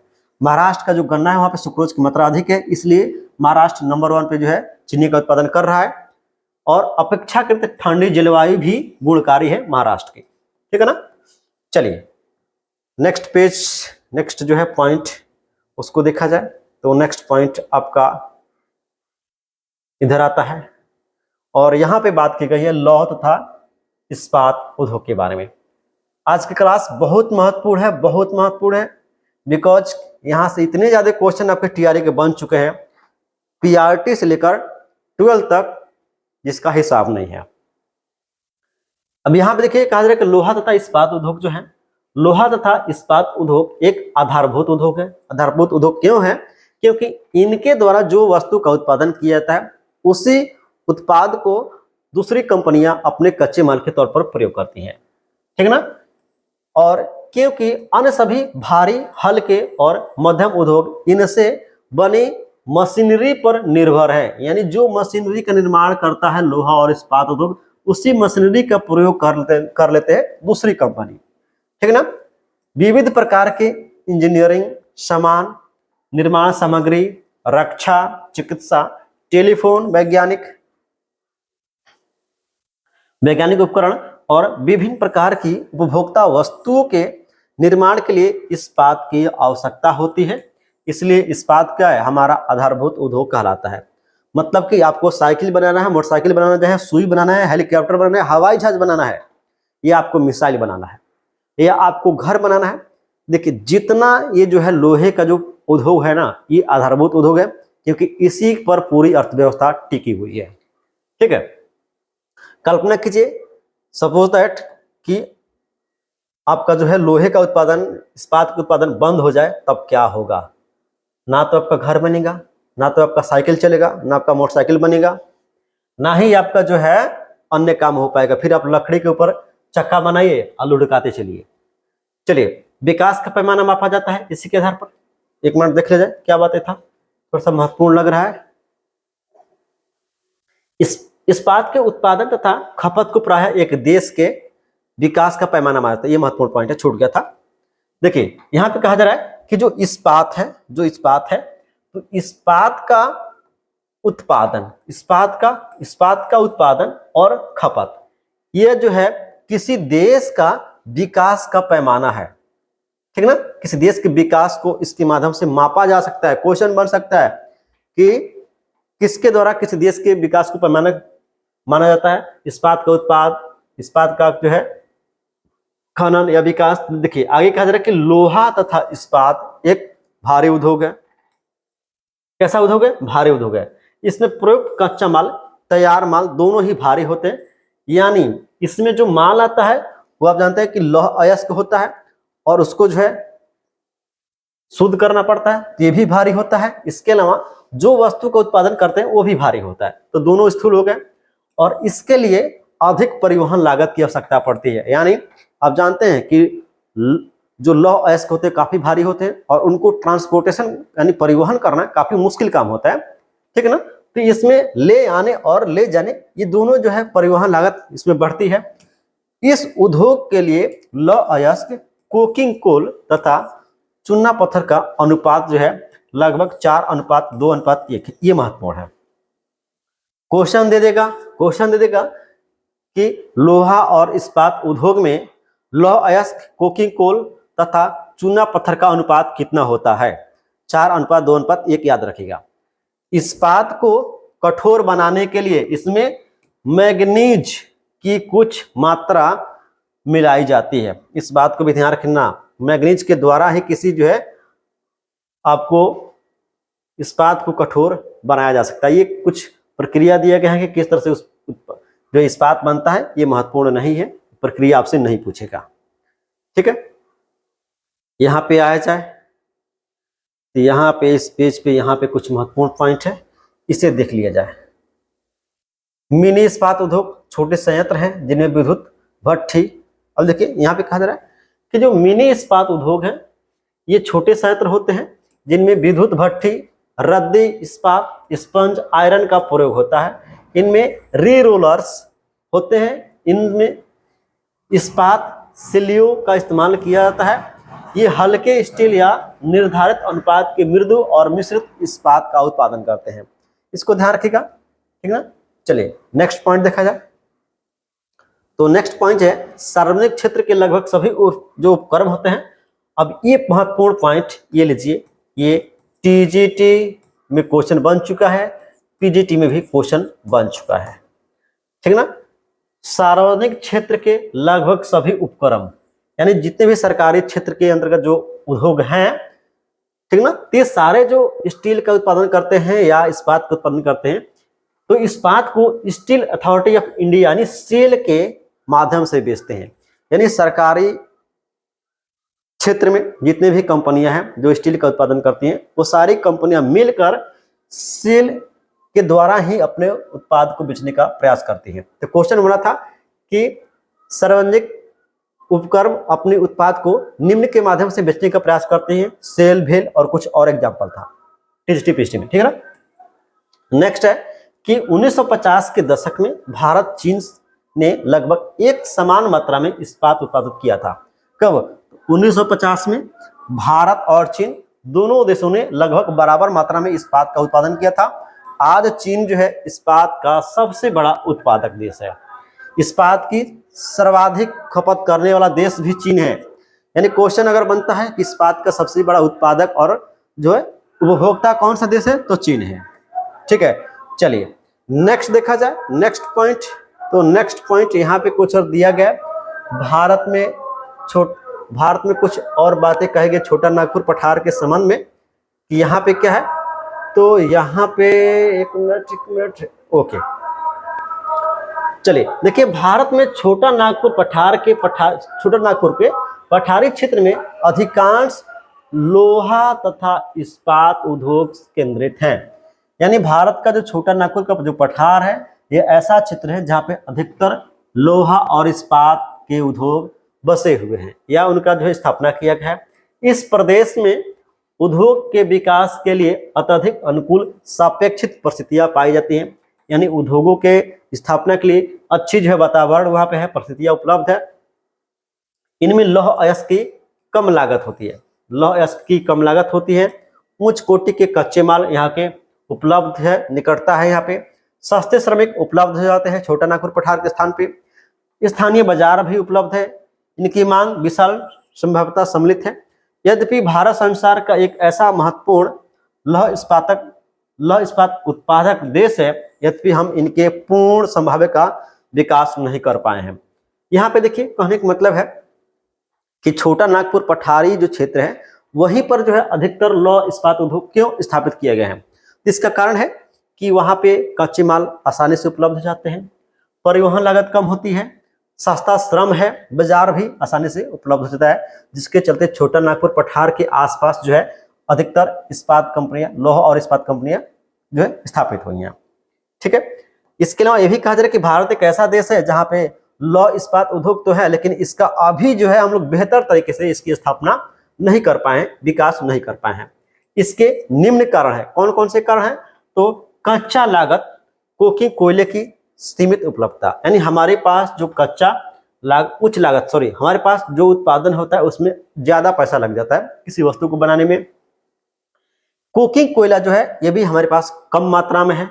इसके अलावा कम श्रमिक उत्पादकता, यानी जो श्रमिक हैं उनकी प्रोडक्टिविटी कम है क्योंकि वो ज्यादा स्किल्ड नहीं है, जो ज्यादा कुशल नहीं है। इसके अलावा ऊर्जा की अनियमितता पूर्ति तथा अविकसित अवसंरचना। यहाँ पे देखिए क्वेश्चन बन सकता है आपके एग्जाम में कि भारत में लौह और इस्पात उद्योग के कम विकास के कारण है या पूर्ण विकास न होने के कारण है। ऑप्शन दे देगा आपका लागत, उच्च लागत, कोकिंग कोयले की कमी, श्रमिक उत्पादकता निम्न, इसके अलावा ऊर्जा की नियमित पूर्ति, अनियमित पूर्ति, ये कुछ कारण दे सकता है, ठीक है ना, तो इसको याद रखेगा। ओके, यहाँ पे और देख लिया जाए, ये आपका नीचे कुछ महत्वपूर्ण पॉइंट में भी शायद नहीं है, ठीक है। चलिए यहाँ पे कुछ महत्वपूर्ण पॉइंट है, इसको देख लिया जाए। एल्युमिनियम प्रगलन अब हमारा टॉपिक है, और एल्युमिनियम प्रगलन के संबंध में देखा जाए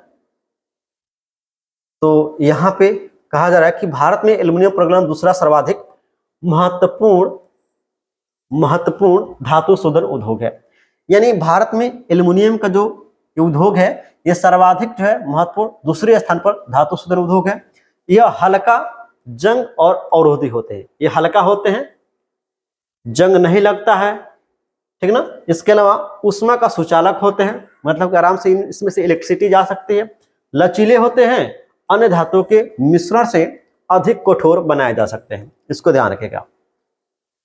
हवाई जहाज बनाने में, बर्तन तथा तार बनाने में इसका प्रयोग किया जाता है। क्वेश्चन बन सकता है कि न्यून में किसमें इस्पात का प्रयोग होता है, किसमें इस्पात का प्रयोग होता है? हवाई जहाज में, बर्तन में, तार बनाने में, इसको याद रखिएगा। कई उद्योग में इसका महत्व इस्पात, तांबा, जास्ता व शीशे के विकल्प के रूप में भी होता है। यानी बहुत सारे ऐसे जगह हैं जहां इस्पात, तांबा, जास्ता, शीशा लग रहा है, उसको हटाकर हम लोग एल्युमिनियम का प्रयोग कर सकते हैं, ठीक है। ओके, नेक्स्ट जो बातें हैं उसको देख लिया जाए। चलिए यहाँ पे आया जाए, एल्युमिनियम के बारे में कुछ और भी बातें दी गई हैं। तो यहाँ पे कहा जा रहा है कि देश के एल्युमिनियम प्रगलन संयंत्र ये कहाँ पे है? तो उड़ीसा, पश्चिम बंगाल, केरल, उत्तर प्रदेश, छत्तीसगढ़, महाराष्ट्र, तमिलनाडु राज्य में स्थित है। यानी अधिकतर एल्युमिनियम प्रगलन जो उद्योग है ये उड़ीसा में, पश्चिम बंगाल में, केरल में, उत्तर प्रदेश में, छत्तीसगढ़, महाराष्ट्र और तमिलनाडु में देखने को मिलेंगे। 2014-15 में भारत में 39.6 लाख टन से अधिक एल्युमिनियम का उत्पादन किया गया था। ये उतना महत्वपूर्ण है, लेकिन आप एक नजर याद रखेगा, इसको याद रखिएगा कि कहां कहां पे ये पाए जा रहे हैं, ठीक है ना। चलिए, और इसको याद रखिएगा कि प्रगलकों में बॉक्साइट का कच्चे पदार्थों के रूप में भारी गहरे लाल रंग की चट्टान होती है, इसका प्रयोग किया जाता है। लीजिए, क्वेश्चन बन सकता है कि एल्युमिनियम उद्योग में किस कच्चे माल का प्रयोग होता है? तो बॉक्साइट का, ठीक ना। नेक्स्ट बात की जाए,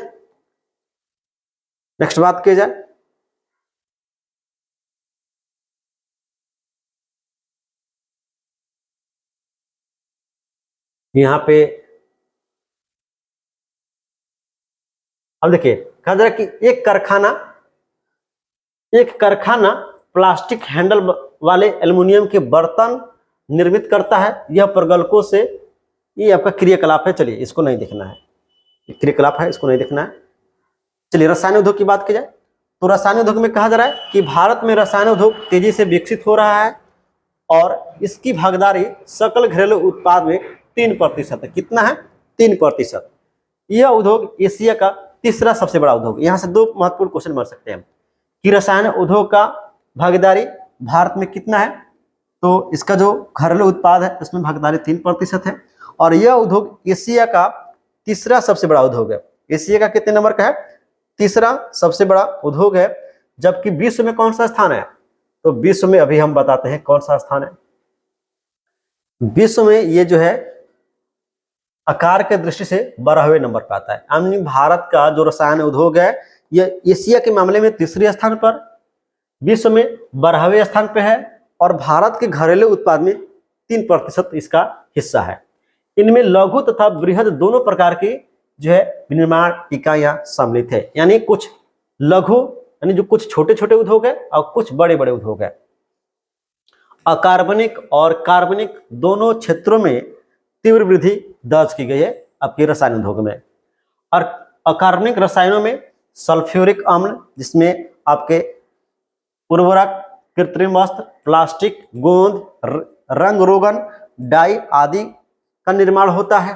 अकार्बनिक रसायनों में, जबकि नाइट्रिक अम्ल, क्षार, सोडा एस में आपका कांच, साबुन, शोधक या अपमार्जक कागज में प्रयुक्त होने वाले रसायन आते हैं। इसके अलावा कास्टिक सोडा शामिल होते हैं। किसमें? ये आपके जो है नाइट्रिक, आपका जो है किसमें चला गया? हाँ, अकार्बनिक में। ठीक है। और देखा जाए कि कहा जाए कि कार्बनिक में देखा जाए तो कार्बनिक रसायनों में पेट्रो रसायन शामिल है जो दवाइयां बनता है। कार्बनिक से क्या होता है? कार्बनिक रसायनों में पेट्रो रसायन शामिल है जिससे दवाइयां बनता है, औषधि रसायनों के बनने में प्रयोग किए जाते हैं। ये उद्योग तेल शोधन शालाओं में पेट्रो रसायन संयंत्र में ये समीप स्थापित होते हैं। यानी जो कार्बनिक, यानी जो रसायन उद्योग होते, माफी चाहूंगा, जो रसायन उद्योग होते हैं, ये सभी रसायन उद्योग जो है पेट्रो रसायन संयंत्र के आसपास उत्पादित होते हैं, क्योंकि पेट्रो रसायन से जो उत्पाद निकलता है वो यहाँ पे प्रयोग होता है। ठीक है, तो इसको आप दोनों को याद कर लीजिएगा। ठीक है, चलिए नेक्स्ट देखा जाए उर्वरक उद्योग के बारे में। उर्वरक, तो देखिए उर्वरक उद्योग जो है ये नाइट्रोजनी उर्वरक होते हैं और मुख्यतः इसमें यूरिया आता है। फास्फेटिक उर्वरक में डीएपी आता है जिसे हम लोग, नेक्स्ट अमोनिया फास्फोट है, और मिश्रित उर्वरक जिसमें 3 मुख्य पोषक उर्वरक आते हैं, नाइट्रोजन, फास्फेट और पोटास शामिल है। ठीक है, यानी देखिए जो भी उर्वरक उद्योग है इसमें नाइट्रोजनी उर्वरक आते हैं जिसमें यूरिया आता है, फास्फेटिक उर्वरक में डीएपी आता है, और अमोनिया फास्फेट और मिश्रित उर्वरक जिनमें 3 पोषक उर्वरक आते हैं, नाइट्रोजन, फास्फेट और पोटास के उत्पादन क्षेत्र में इर्द गिर्द ये केंद्रित है। तीसरा अर्थात पोटास पूर्णतः आयात किया जाता है, ये महत्वपूर्ण है। पोटास क्या आता है? पोटास हमारे देश में नहीं बनता है, इसका आयात किया जाता है, मतलब कि दूसरे देश से इसको मंगाया जाता है। हमारे देश में वाणिज्यिक रूप से किसी भी रूप में प्रयुक्त होने वाला पोटास या पोटेशियम यौगिकों के भंडार नहीं है। यानी भारत में पोटेशियम का भंडार नहीं पाया जाता है या इसको बनाया भी नहीं जाता भारत में। ठीक है ना, इसलिए हमारे यहाँ पोटास आयात किया जाता है। इस बात को ध्यान रखिएगा, क्वेश्चन बन सकता है कि निम्न में से कौन सा भारत में आयात किया जाता है? आपको दे देगा डीएपी, इसके अलावा पोटास, यूरिया, इसको ध्यान रखिएगा।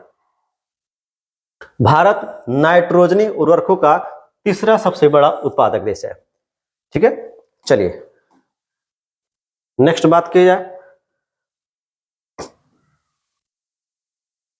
कितना रह गया है? एक पेज। ओके, चलिए ज्यादा नहीं है, इसको देख लिया जाए।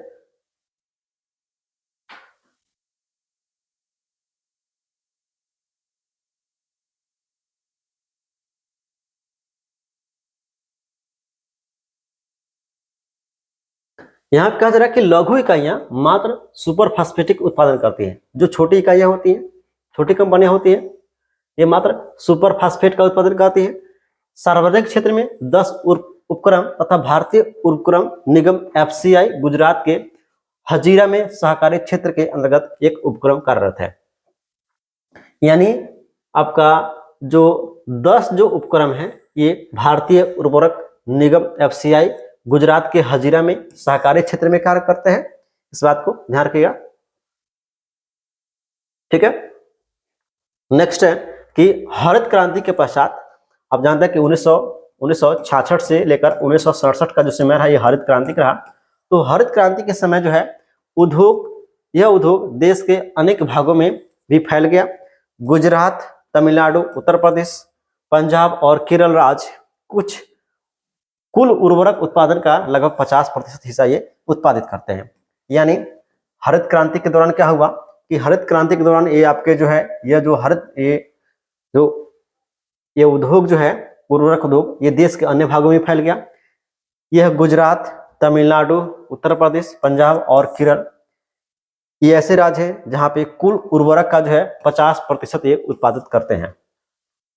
अन्य महत्वपूर्ण उत्पादक राज्य देखा जाए तो आंध्र प्रदेश, उड़ीसा, राजस्थान, बिहार, महाराष्ट्र, असम, पश्चिम बंगाल, गोवा, दिल्ली और कर्नाटक आते हैं। तो ये कुछ राज्य हैं जहां पे उर्वरक का उत्पादन होता है। ठीक है। नेक्स्ट हम बात करते हैं सीमेंट उद्योग से। तो सीमेंट उद्योग से भी टीजीटी में क्वेश्चन बन चुके हैं, पीआरटी में भी क्वेश्चन बन चुके हैं, और आपका जो है 6 to 8 एसएसटी का भी क्वेश्चन बन चुका है। ठीक है। निर्माण कार्यों जैसे कि घर, कारखाने, पुल, सड़कें, हवाई जहाज, हवाई अड्डा, जहाज नहीं अड्डा, बांध तथा अन्य व्यापारिक जो प्रतिष्ठानों के लिए निर्माण में सीमेंट आवश्यक है। यानी इतने कामों में सीमेंट की जरूरत पड़ती है, और इस उद्योग को भारी और स्थूल कच्चे माल प्राप्त होते हैं। यानी ये क्या है, इसमें जो रॉ मटेरियल प्रयोग होता है वो काफी भारी होता है, स्थूल होता है, और इसमें चूना पत्थर, सिलिका और जिप्सम की आवश्यकता होती है। क्वेश्चन बन सकता है कि सीमेंट उद्योग में कच्चे माल के रूप में क्या प्रयोग किया जाता है, चूना पत्थर, सिलिका और जिप्सम। रेल परिवहन के लिए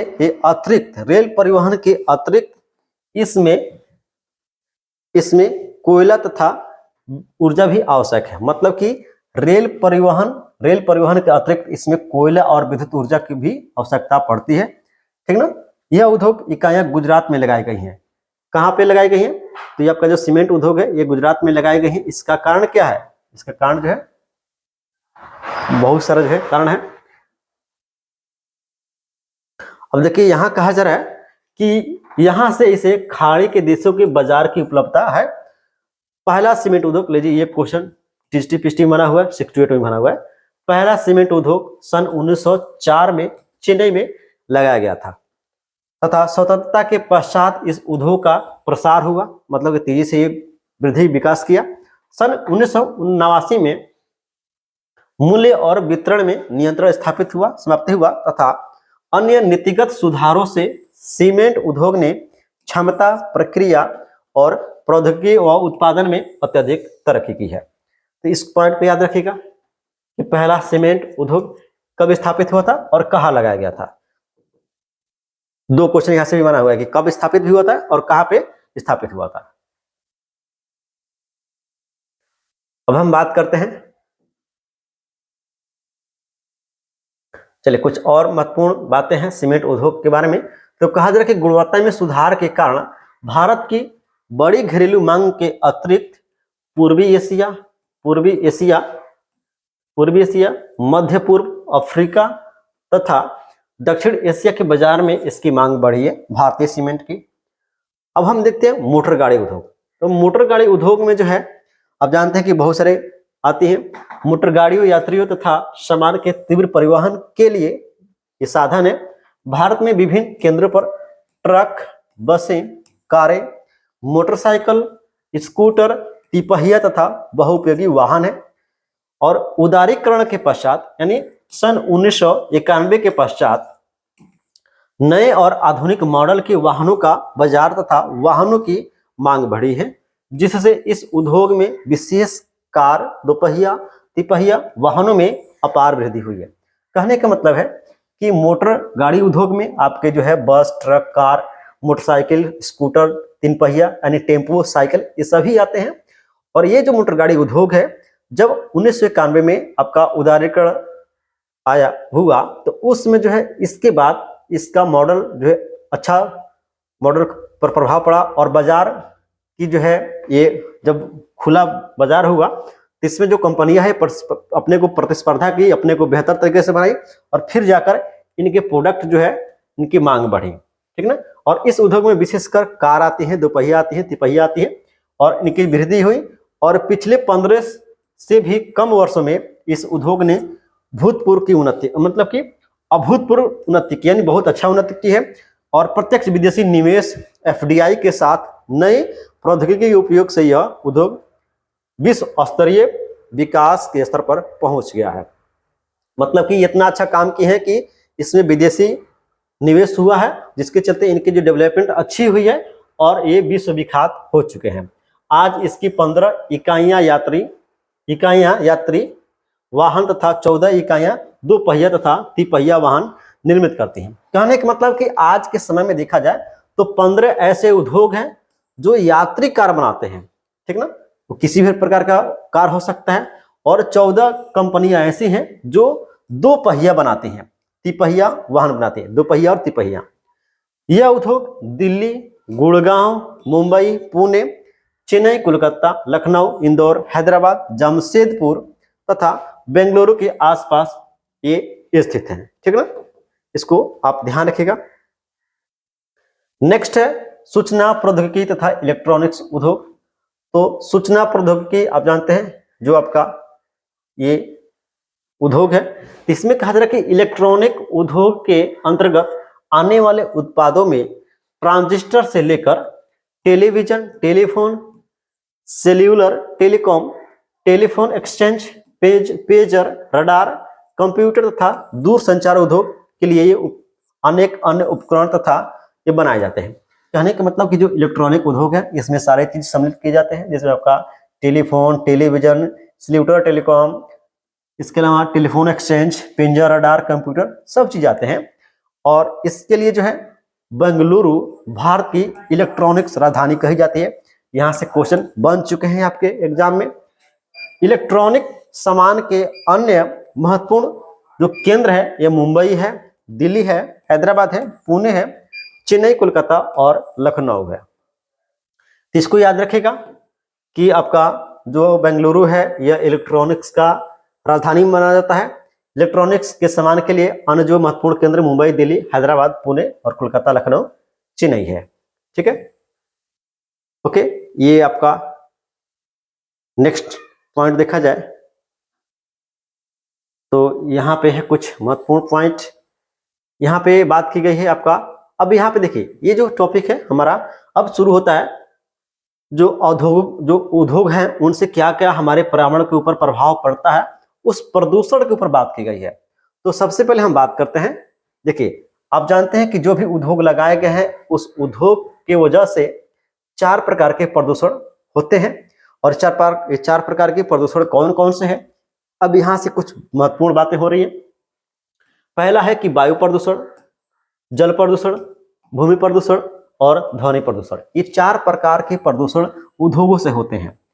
और प्रदूषण करने वाले उद्योगों में ताप विद्युत गृह भी सम्मिलित है।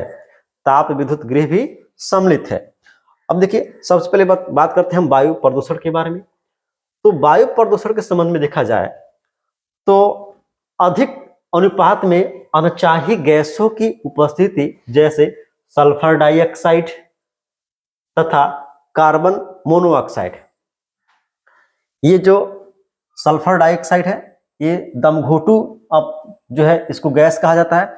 और कार्बन मोनोऑक्साइड इतना खतरनाक है कि अगर आपके शरीर के अंदर चला गया तो आपके रक्त के साथ बहुत आसानी से मिल जाता है।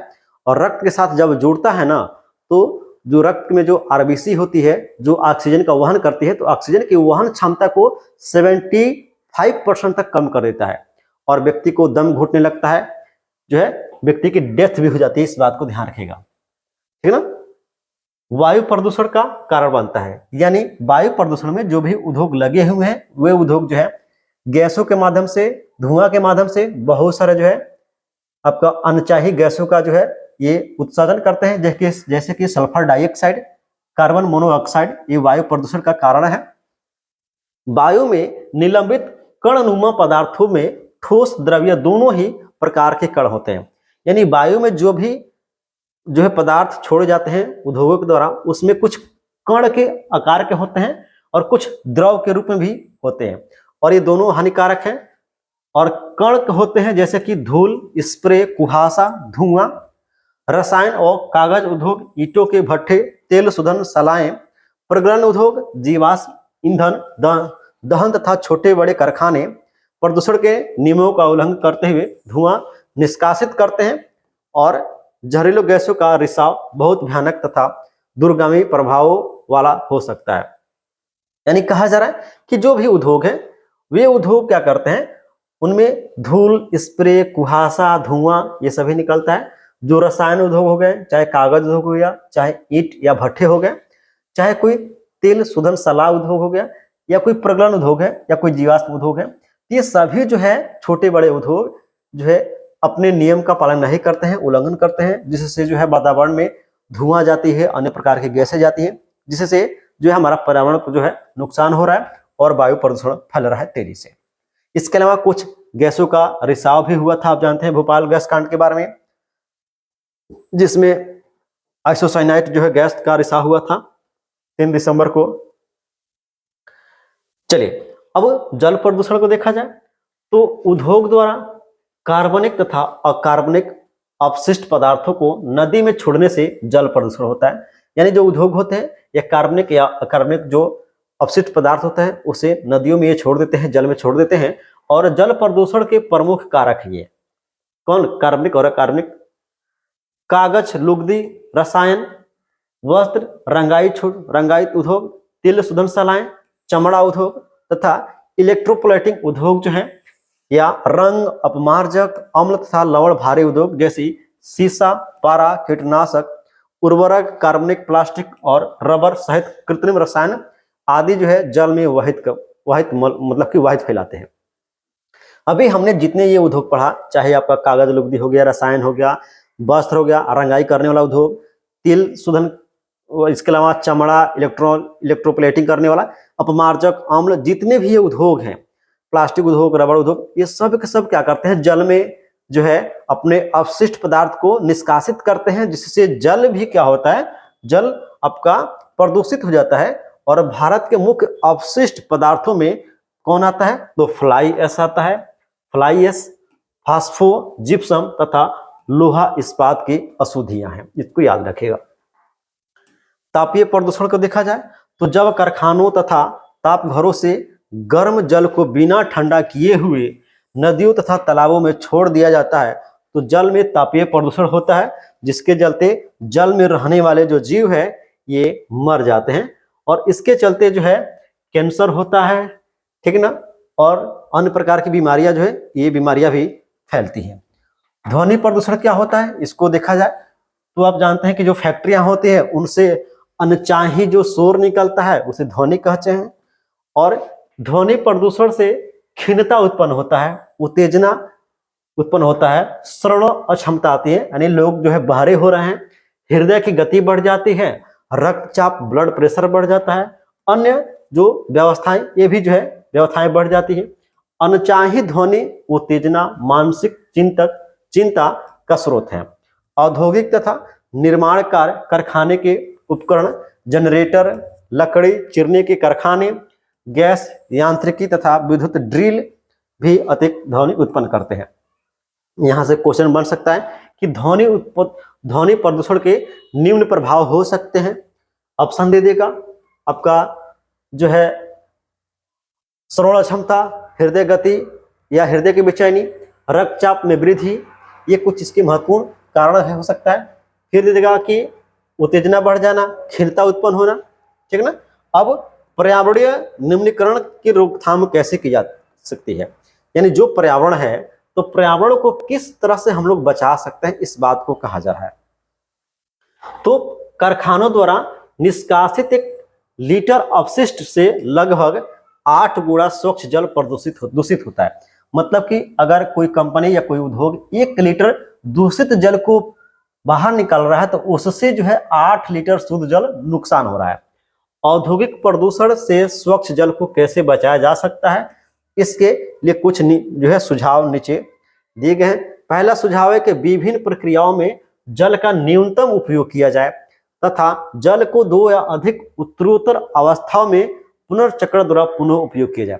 मतलब कि जो भी जल उद्योगों में प्रयोग किए जा रहे हैं उसका बार बार प्रयोग हो। इसके अलावा जो जल निष्कासित हो रहे हैं उसके अच्छी तरह से उसका पहले जो है उसका पुनर्चक्रण हो, उसके बाद उसमें जो है उसको सफाई की जाए, फिर उसको बाहर निकाला जाए। इसके अलावा जल की आवश्यकता पूर्ति हेतु वर्षा जल का प्रयोग किया जाए या उसका संग्रहण किया जाए। मतलब कि जो जल हम लोग पीने वाला पानी का प्रयोग कर रहे हैं उसका प्रयोग न किया जाए, बल्कि जो वर्षा हो रही है उस पानी को पहले इकट्ठा किया जाए और उसी का प्रयोग जो है उद्योगों में हो। तीसरी बात की जा रही है कि नदियों और तालाबों में गर्म जल तथा अपशिष्ट पदार्थों को प्रवाहित करने से पहले उनका शोधन किया जाए, यानी उसका उपचार हो। औद्योगिक अपशिष्ट का शोधन 3 चरणों में हो सकता है, यानी जो भी जल निकाला जा रहा है उसका जो है शोधन 3 प्रकार से हो सकता है। पहला है यांत्रिक साधनों द्वारा प्राथमिक शोधन, इसमें अपशिष्ट पदार्थों की छटाई हो, उनके छोटे छोटे टुकड़े करना, ढालना तथा तलछट जमा सम्मिलित है। दूसरे में होगा कि जैविक प्रक्रियाओं द्वारा द्वितीय शोधक होगा, और तीसरा होगा जैविक, रासायनिक तथा भौतिक प्रक्रियाओं द्वारा तृतीय शोधन होगा। इसमें अपशिष्ट जल को पुनर्चक्रण द्वारा पुनः प्रयोग करने की बात की जाएगी, ठीक ना। तो 3 तरह से जो है जल को शोधन किया जाएगा। पहला में आपका हो जाएगा कि जो अपशिष्ट पदार्थ है बड़े बड़े होंगे उनके छांट लिया जाएगा, फिर इनको छोटे छोटे जो है उनके पार्ट किए जाएंगे। इसके अलावा दूसरा में कुछ उनको सफाई करके कुछ जैविक प्रक्रिया किया जाएगा, कुछ कीटाणु उनमें छोड़ा जाएगा ताकि जो भी उसमें अपशिष्ट चीज है उनको जो है डिकम्पोज कर दें। और तीसरा है कि उनको रासायनिक विधि के माध्यम से उनको क्लीन किया जाएगा और फिर प्रयास किया जाएगा कि उसका पुनः प्रयोग हो सके। इसके अलावा बात की गई है कि वायु में निलंबित प्रदूषण को कम करने के लिए कारखानों में ऊंची चिमनियां लगाई जाती हैं। चिमनियों में इलेक्ट्रोस्टैटिक अवक्षेपण जो है ये लगाए जाते हैं ताकि जो भी धुआं निकल रहा है उस धुआं से होने वाली बीमारी से बचा जाए, उस धुआं को सफाई कर लिया जाए। और इसके अलावा स्क्रबर उपकरण तथा गैसीय प्रदूषक पदार्थों का जो है जड़त्वीय रूप से पृथक करने के लिए उपकरण होना चाहिए। क्वेश्चन बन सकता है कि आपका वायु प्रदूषण वायु को साफ करने के लिए उद्योगों में किसका प्रयोग किया जाता है। तो देखिए, वायु में निलंबित प्रदूषण को कम करने के लिए कारखाने क्या कर सकते हैं, तो ऊंची चिमनी बना सकते हैं। चिमनियों में इलेक्ट्रोस्टैटिक अवक्षेपण और इसके अलावा जो है स्क्रबर का प्रयोग कर सकते हैं, इसको याद रखिएगा। नेक्स्ट आया जाए तो अब राष्ट्रीय विद्युत एनटीपीसी द्वारा यहां से टीजीटीपीसी में क्वेश्चन बना हुआ है, इस बात को ध्यान रखिए। क्वेश्चन बना था यहां से, ठीक ना। भारत में राष्ट्रीय ताप विद्युत गृह कॉर्पोरेशन यानी भारत में राष्ट्रीय ताप विद्युत गृह कॉर्पोरेशन विद्युत प्रदान करने वाले मुख्य निगम है। इसके पास पर्यावरण प्रबंधन तंत्र 14001 के लिए ISO प्रमाण पत्र है। क्वेश्चन यही बना था कि आपका भारत राष्ट्रीय तापीय विद्युत कॉर्पोरेशन, ठीक है ना, कॉर्पोरेशन 14001 के लिए ISO प्राप्त है, ठीक है। तो इसमें शायद यही दिया था कि इनमें से किसको क्या प्राप्त है, तो ISO प्राप्त है। यह निगम प्राकृतिक पर्यावरण और संसाधन जैव जैसे जल, खनिज तेल तथा ईंधन संरक्षण नीति का हिमायती है तथा इनके ध्यान में रखकर ही विद्युत संयंत्रों की स्थापना करता है। ऐसे निगम उपायों द्वारा संभव है। यहां से क्वेश्चन टीजीटीपीसी में बन चुका है, अभी पीआरटी में और आपका 6 to 8 में नहीं बना है, ध्यान रखिएगा, ठीक है ना। तो क्वेश्चन बना था कि निम्न में से किसके द्वारा 14001 के लिए ISO प्रमाण पत्र है, और ऑप्शन दिया गया था एनटीपीसी, ठीक है ना। तो इसको याद रखिएगा। चलिए नेक्स्ट देखा जाए तो नेक्स्ट ये चैप्टर आपका शायद खत्म हुआ, ठीक है। और फिर एक लेक्चर और बचा, क्लास 10th की ज्योग्राफी जो है एनसीईआरटी से खत्म हो जाएगी, ठीक है। सेशन को लाइक कर देगा, जो लोग नए हैं चैनल को सब्सक्राइब जरूर करेंगे, और हमारे यहाँ से अगर नोट्स लेना चाहते हैं तो बिल्कुल आप जो है नोट्स ले सकते हैं। ओके, थैंक यू, मिलेंगे किसी और वीडियो में, तब तक ले ओके बाय।